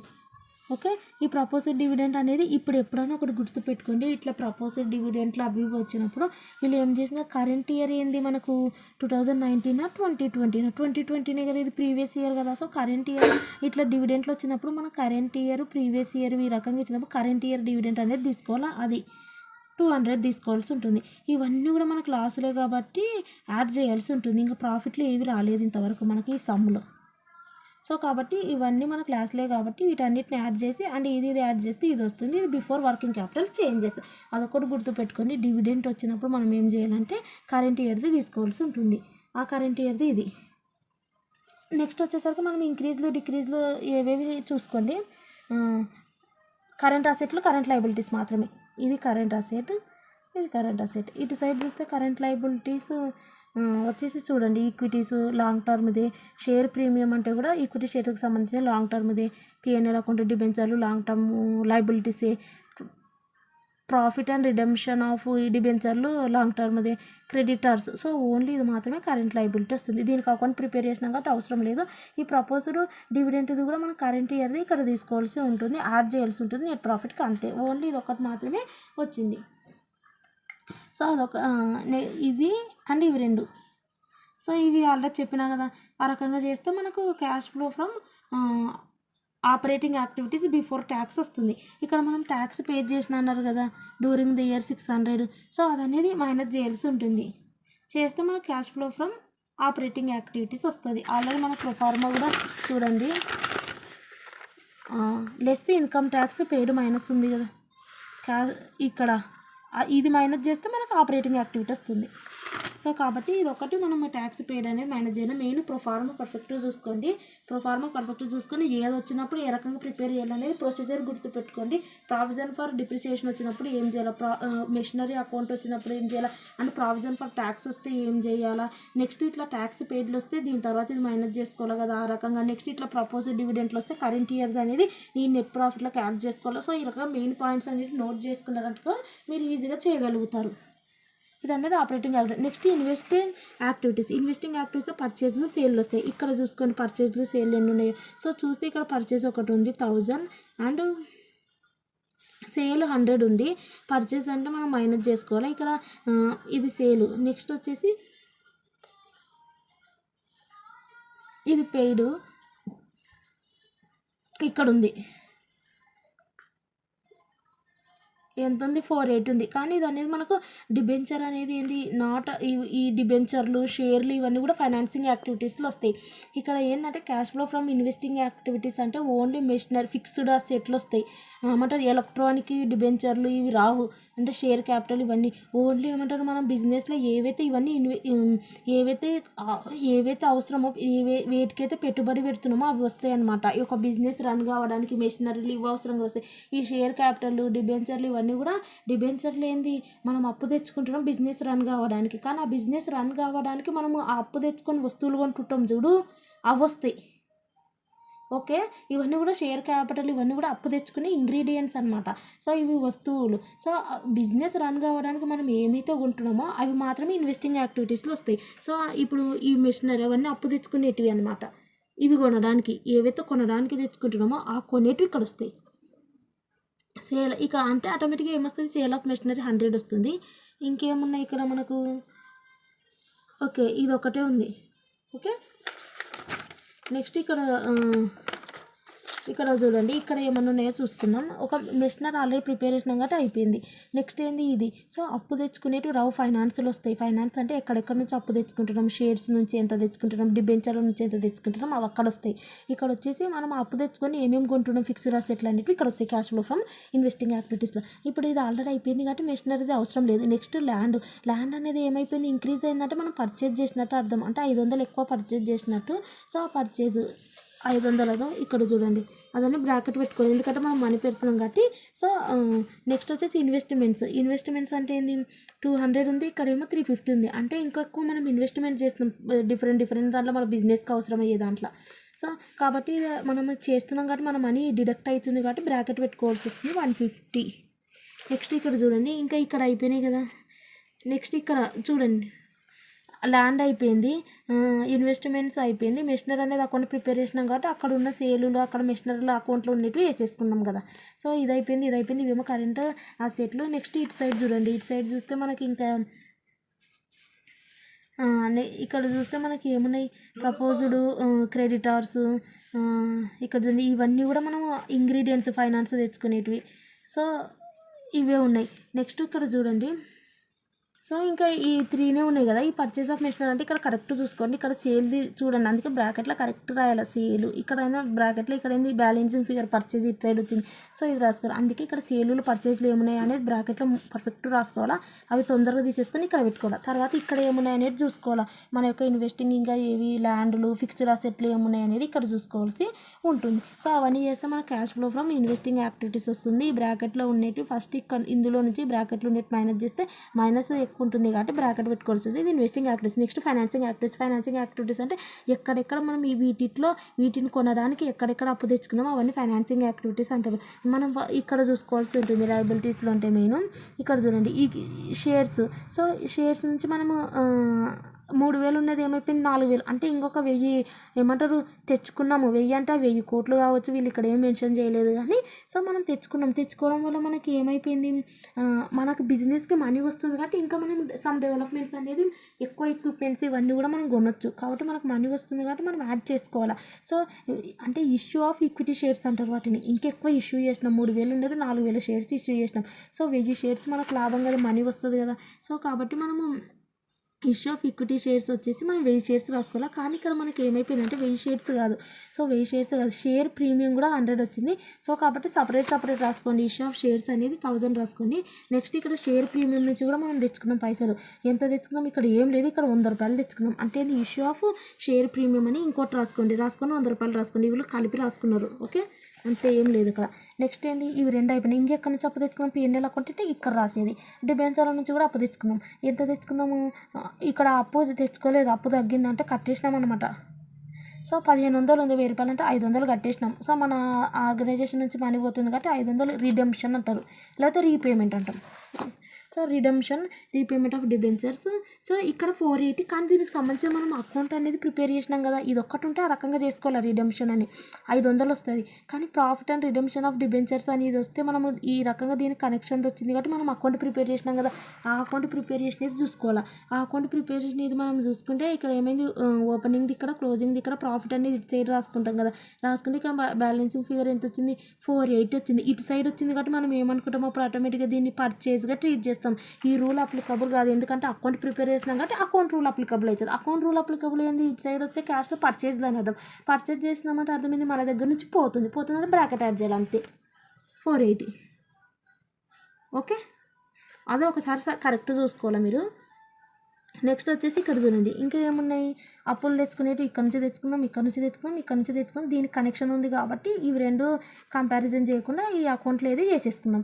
ఇంక ఇదేమో కరెంట్ లయబిలిటీ అక్కడ అయిపోయింది. ట్యాక్స్ ప్రావిజన్ దీనికి సంబంధించింది కూడా మనం అకౌంట్ ప్రిపేర్ చేసినాం కాబట్టి దీనికి సంబంధించింది లేదు. సో ప్రపోజ్ డివిడెంట్ ఏమో ఇదేమో కరెంట్ ఇయర్ది మనం ఏం చేసినాము, యాడ్ చేసినాము నెట్ ప్రాఫిట్కి. మళ్ళీ ఇది మిలిగిపోయింది కదా, ఆ మిలిగిపోయినది ఏం చేయాలంటే మనం కట్టాల్సినది డివిడెంట్ అనేది, డివిడెంట్ ఎవరికి పే చేస్తాం, ఇప్పుడు ఈక్విటీ షేర్స్, ప్రిఫరెన్స్ షేర్స్ వీళ్ళందరికీ తెచ్చుకున్న వీళ్ళకి డివిడెంట్ పే చేయొద్దా. సో ఈ 150 వాళ్ళకి పే చేసినప్పుడు మన దగ్గర ఉంటుందా పోతుంది కదా మనీ. సో ఇది అనేది ఈ కరెంట్దేమో ఇక్కడ యాడ్ చేయాలి చెప్పినా కదా. ఈ లాస్ట్ ఇయర్దేమో మనం ఏం చేయాలంటే మనం కట్టేస్తున్నాం, పోయింది కాబట్టి ఏం చేస్తాం, అదో ఇక్కడ ప్రపోజ్ డివిడెంట్ అనేది బ్రాకెట్ పెట్టుకోవాలి.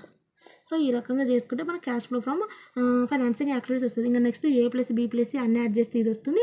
నెక్స్ట్ దీనికి ఏమైంది, ఈ బ్రాకెట్ రాలేదు కాబట్టి మనకి ఇంక్రీజ్ వచ్చింది. Next cash and cash equivalent at the beginning of the year అని మన క్యాష్ ఇక్కడ ఉంది కదా ఎంత, 350 యాడ్ చేస్తే ఇది రావాలి. అప్పుడు మనం చేసినది కరెక్ట్ అన్నది. మెయిన్ ప్రొసీజర్ గుర్తు పెట్టుకోండి. ప్రావిజన్ ఫర్ డిప్రిసియేషన్ అంటే ఎట్లా, ప్రావిజన్ ఫర్ ట్యాక్సేషన్ అంటే ఏంది, డిబెంచర్ అంటే ఏంది, క్యాపిటల్ అకౌంట్ అంటే ఎట్లా చేయాలా. మెయిన్ ఇక్కడ వర్కింగ్ నోట్లు పర్ఫెక్ట్ చేసినాం అనుకో, ఒకవేళ ప్రపోజల్ డివిడెంట్ వస్తే ఏం చేయాలా, ఇది అనేది యాడ్ చేయాలి, ఇది అనేది ఇక్కడ రాసుకోవాలి, అది కూడా బ్రాకెట్ పెట్టుకోవాలి. ఎందుకంటే ఈ డివిడెంట్ పే చేస్తున్నారు, ఆర్గనైజేషన్ నుంచి మనీ పోతుంది. సో ఈ రకంగా మెయిన్ పాయింట్స్ అనేది మీరు పర్ఫెక్ట్గా గుర్తుపెట్టుకున్నారు అనుకో, ఇది పర్ఫెక్ట్గా చేయగలుగుతారు. అండ్ ప్రీవియస్ క్వశ్చన్ పేపర్లో ఏవి వచ్చినాయో ఒకసారి చూపిస్తా. సో ఇక్కడ సమ్ చూడండి, ఇది మనకి ఎప్పుడు వచ్చిందంటే సమ్ ఫిబ్రవరి మార్చి 2024లో వచ్చింది. ప్రీవియస్ క్వశ్చన్ పేపర్లో రిపీట్ అయినది నేను చెప్తున్నా, అవి కూడా ఈ సమ్ ఇక్కడ నేను రాశాను. ఇక్కడ మెయిన్ మనకు మెషినరీ గురించి ఇన్ఫర్మేషన్ ఇస్తున్నారు కాబట్టి ఫస్ట్ నేను ఏం చెప్పిన, మెషినరీ అకౌంట్ ప్రిపేర్ చేయమన్నా. సో మెషినరీ అకౌంట్ ఉందా మనం ప్రిపేర్ చేయనిక. సో మెషినరీ అకౌంట్ అంటే ఇస్ నథింగ్, ఇక్కడ వచ్చేసి మెషినరీ అకౌంట్ ఇక్కడ చూడండి, ఇది 2020 అండ్ 21. ఇక్కడ చూస్తే మనకు 11 lakhs 8 lakhs. ఓకే, ఇక్కడ మనకు ఇది ఉంది కదా, ఇక్కడ మనకు మెషినరీ అకౌంట్ అనేది ఇవి ఇవ్వడం జరిగింది, వాల్యూస్ 2021. ఓకే, ఇక్కడ చూడండి మనకి ఇక్కడ మెషినరీ అకౌంట్కి సంబంధించినది, ఇక్కడ మెషినరీ అకౌంట్ ఉందా లేదు అంటే అర్థమైంది. మెషినరీ అకౌంట్ అంటే ఇవన్నీ ఫిక్స్డ్ అసెట్స్. సో ఫిక్స్డ్ అసెట్కి సంబంధించిన ఓపెనింగ్ బ్యాలెన్స్, క్లోజింగ్ బ్యాలెన్స్ రాసుకోవాల్సి ఉంటుంది. ఇక్కడ మనకి ఇక్కడ మెయిన్ ఏమి ఇచ్చినారు, ఓపెనింగ్ బ్యాలెన్స్ అంటే 2 balance brought down it side, by balance carry down it side రాసుకోవాల్సింది. ఇక్కడ వీళ్ళు ఏమి ఇచ్చినారు, సేలింగ్ ప్రైస్ ఇచ్చారు, by cash and credit side రాసుకోవాలి. Depreciation provided and fixed assets during depreciation ఇచ్చారు, బై డిప్రిసియేషన్ రాసుకోవాలి. ఇక్కడ చూడండి వీళ్ళు రాసుకున్నారు కానీ తప్పు రాసుకున్నారు. ఇక్కడ ఒకటి ఏంటంటే ఇక్కడ ఓపెనింగ్ బ్యాలెన్స్ రాసుకోవాలి, ఇక్కడ క్లోజింగ్ రాసుకోవాలి, వీళ్ళు రివర్స్ రాసుకున్నారు.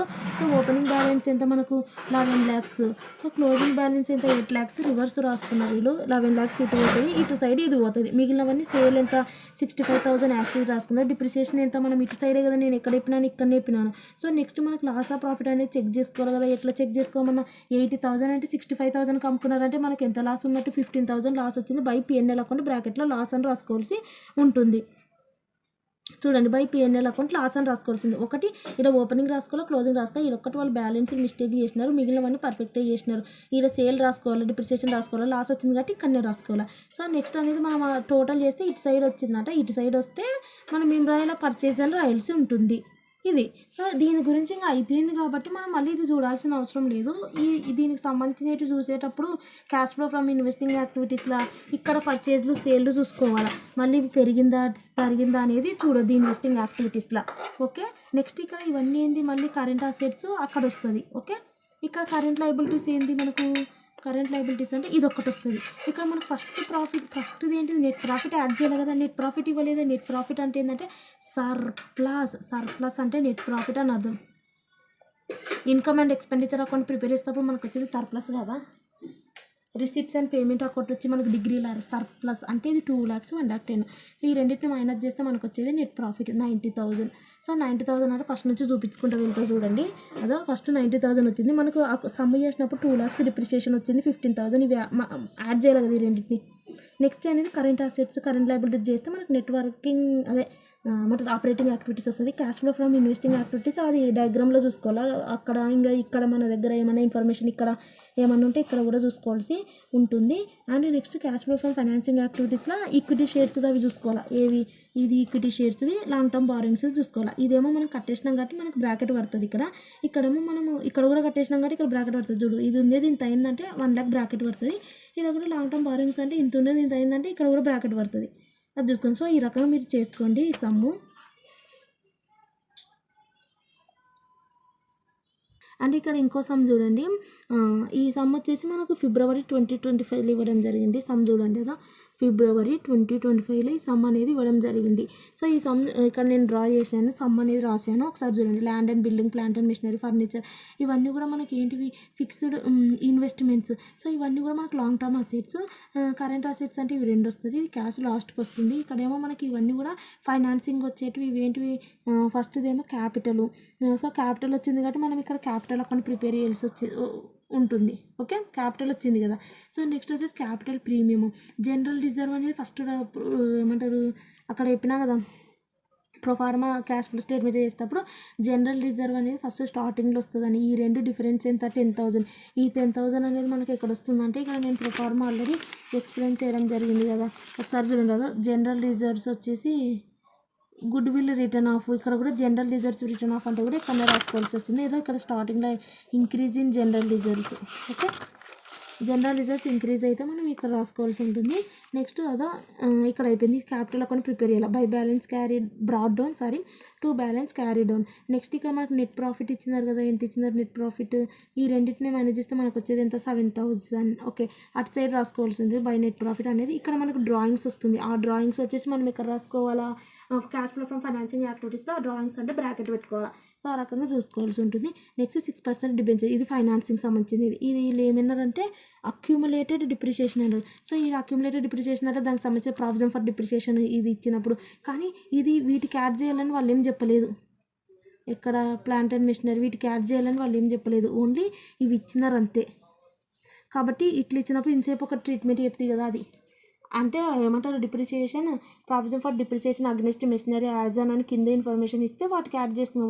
ఓపెనింగ్కి క్లోజింగ్ వాళ్ళు అట్లేమి ఇవ్వలేదు. సో ఇంతసేపు ఒక సమ్ చేసినా కదా అదే ట్రీట్మెంట్ అంటే వాటికి యాడ్ చేయొద్దు అంతే, మిగిలినదంతా సేమ్ అని చెప్తున్నా. ఈ రెండింటిని ఈ ప్లాంట్ అండ్ మెషినరీకి యాడ్ చేయొద్దు ఎందుకంటే వాళ్ళు ఇవ్వలేదు కాబట్టి. సో దీన్ని సపరేట్ దాన్ని సపరేట్ చేయాలంతే. So accumulated depreciation provision for taxation. So provision for taxation అంటే ఆల్రెడీ దీనికి సంబంధించినది ఏమన్నా ఉందా ఇవ్వలేదు. సో ప్రావిజన్ ఫర్ ట్యాక్సేషన్ అంటే ఏం లేదు. ఈ రెండింటిని మైనస్ చేస్తే మనకు 10,000 వస్తుంది కదా. అది ప్రావిజన్ ఫర్ ట్యాక్సేషన్ అని మనము ఎక్కడ రాసుకోవాల్సి ఉంటుందంటే ఇక ప్రొఫార్మా చూడండి. ప్రావిజన్ ఫర్ ట్యాక్సేషన్ అంటే ఎక్కడ రాసుకున్నారు అది ప్రపోజ్డ్ డివిడెంట్. ఇక్కడ loss and sale of. Next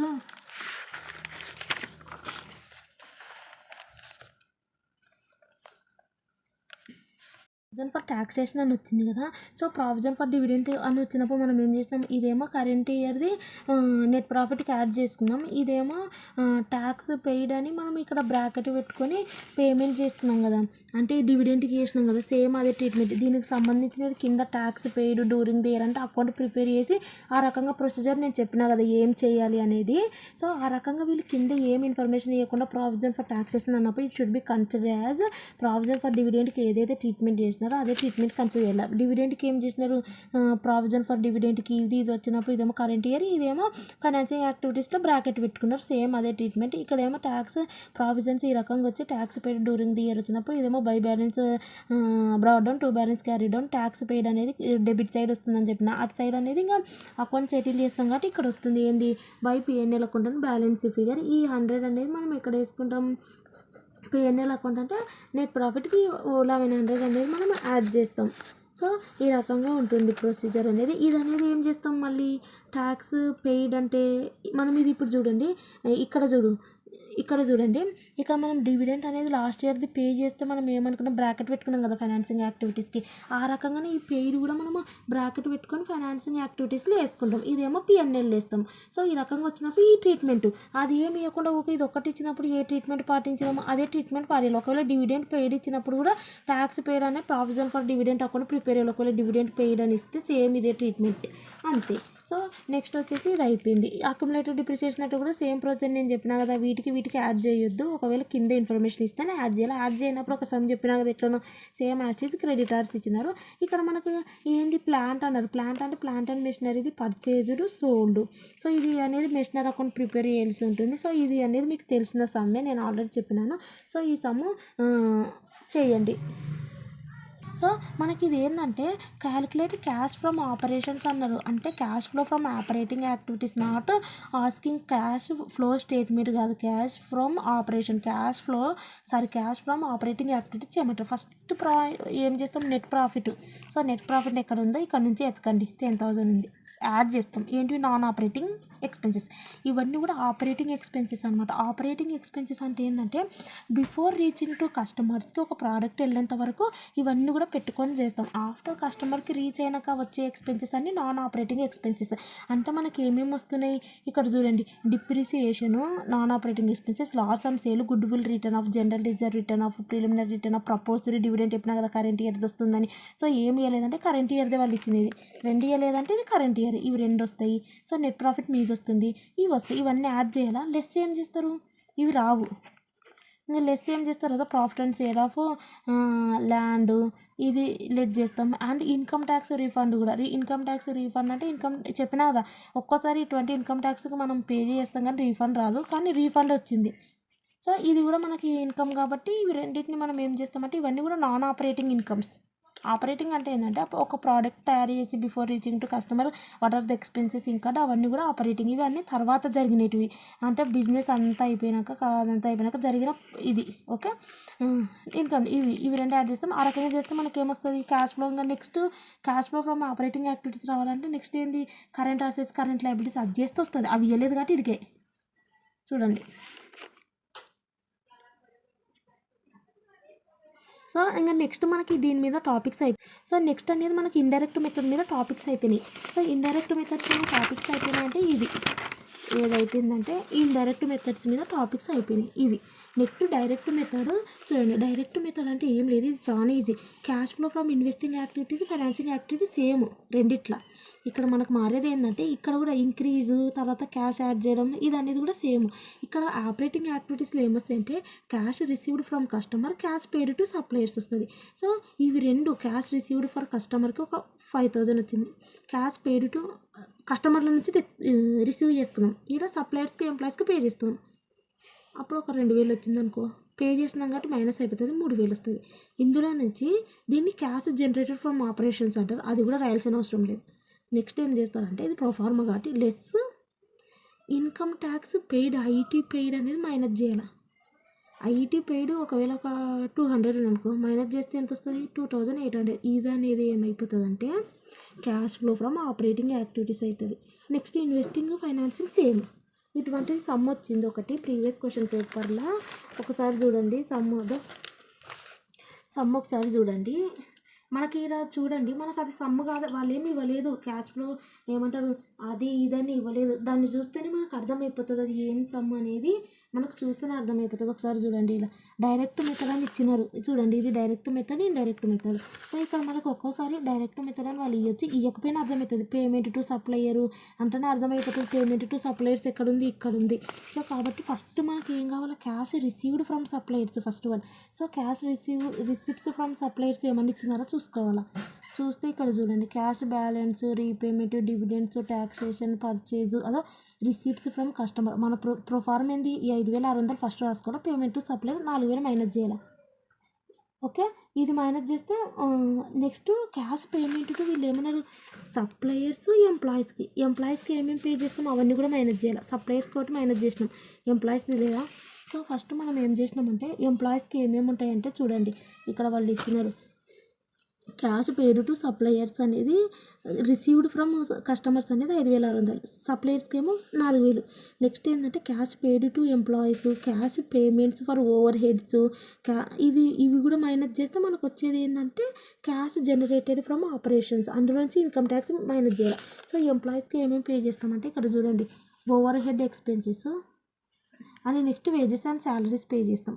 అంతే కదా. ఇప్పుడు మనము క్యాష్ రిసీవ్డ్ సింపుల్, ఇందులో నుంచి సప్లయర్స్ది ఇచ్చినారు, ఎంప్లాయీస్కి ఏం పే చేస్తాం, శాలరీస్ వేజెస్ పే చేయమా, ఓవర్ హెడ్ ఎక్స్పెన్సెస్ అంటాం.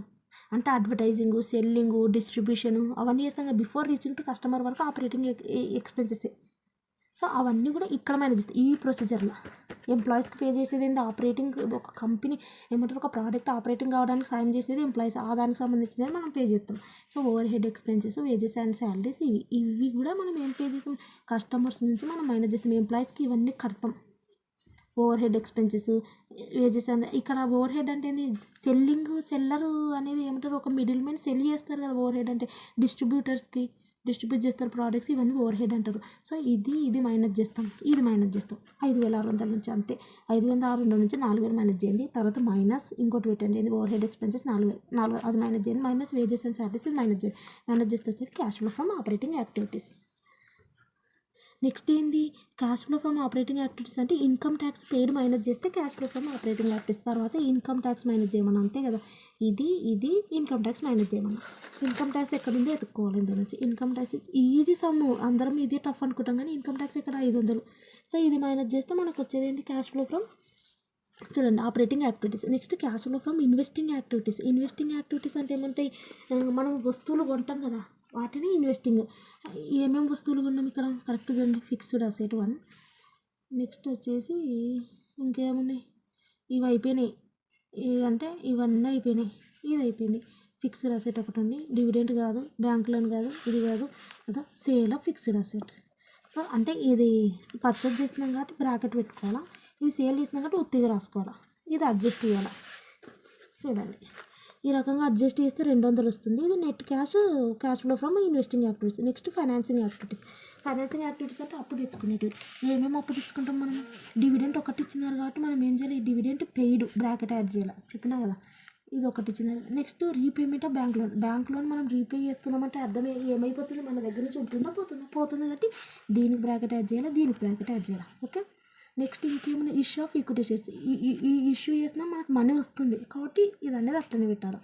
ఇంకేమైనా అంతే చూడండి, issue of equity shares, bank loan repaid, dividend paid. Okay. Dividend పెయిడ్లు ఇక్కడనే రాస్తాం కదా, 2 ఉంటేనేమో ఎక్కడ రాస్తాం, ఒకటి మీద రాస్తాం, అది ఇండైరెక్ట్ మెథడ్లో. ఈ డైరెక్ట్ మెథడ్లో 2, 3 ఏముండవు, ఈ రకంగానే వస్తుంది. ఈ రకం చేస్తే మనకి ఏమొస్తుంది, ఫైనాన్సింగ్ యాక్టివిటీస్ వస్తుంది. ఇందుకు ఏం ప్లస్ చేయాలా, బిగినింగ్ది ప్లస్ చేయాలా. బిగినింగ్ ఏముంది, ఓపెనింగ్ది ఇది 1/4/2000, ఇది ప్లస్ చేస్తే మనకి ఇది క్లోజింగ్ది రావాలి. ఇది అనేది ఈ రకంగా మనకు తెలిసిపోతుంది. Payment to suppliers, receipts from customers ఇచ్చినారు, డైరెక్ట్ మెథడ్ అంటాం దీన్ని. ఓకే. ఈ రకంగా వచ్చినప్పుడు ఈ రకంగా సమ్ చేయాల్సి ఉంటుంది. సింపుల్ ఇప్పుడు ఫార్మ్ గుర్తుపెట్టుకొని, క్యాష్ రిసిప్ట్ ఫ్రమ్ కస్టమర్స్, ఇందులో నుంచి cash paid to suppliers, employees అంటే wages, salaries, overhead expenses, what are the expenses మనం ఎంప్లాయీస్కి పే చేస్తాం అవన్నీ మైనస్ చేసి ఇన్కమ్ ట్యాక్స్ మైనస్ చేసేస్తే మనకి ఇది వస్తుంది. సో నెక్స్ట్ ఇది సేమ్, ఇంకా అంతే. డివిడెంట్ పెయిడ్లు, ఇంట్రెస్ట్ పెయిడ్లు ఇవన్నీ ఉంటాయి కదా, ఇక్కడ సేమ్ యాస్టిస్. ఇక్కడ మళ్ళీ ఇంట్రెస్ట్ పెయిడ్లు కూడా ఎందుకు ఇస్తున్నారంటే, ఒకవేళ 2 ఇస్తే ఏం చెప్పినా కరెంట్దేమో ఇక్కడ రాసుకోవాలా, ప్రీవియస్దేమో ఇక్కడ మైనస్ చేయడానికి 2 రాసినారు అంతే, ఒకవేళ ఇస్తే ఆ రకంగా. సో కాబట్టి ఈ రకంగా వచ్చినప్పుడు ఈ రకంగా చేయాలి. సో మీకు వీడియోస్ యూస్ఫుల్ అనిపిస్తే నేను 2 చెప్పిన, డైరెక్ట్ మెథడ్, ఇండైరెక్ట్ మెథడ్. ఈ మెథడ్ రాడనుకుంటున్నారా, ఇదే ఈజీ. మీకు వచ్చింది చూడండి, అది జూన్ జూలై 2025. సో మీకు వీడియోస్ యూస్ఫుల్ అనిపిస్తే సబ్స్క్రైబ్ చేయండి, లైక్ చేయండి, కామెంట్ చేయండి, మీ ఫ్రెండ్స్కి షేర్ చేయండి. And thanks for watching.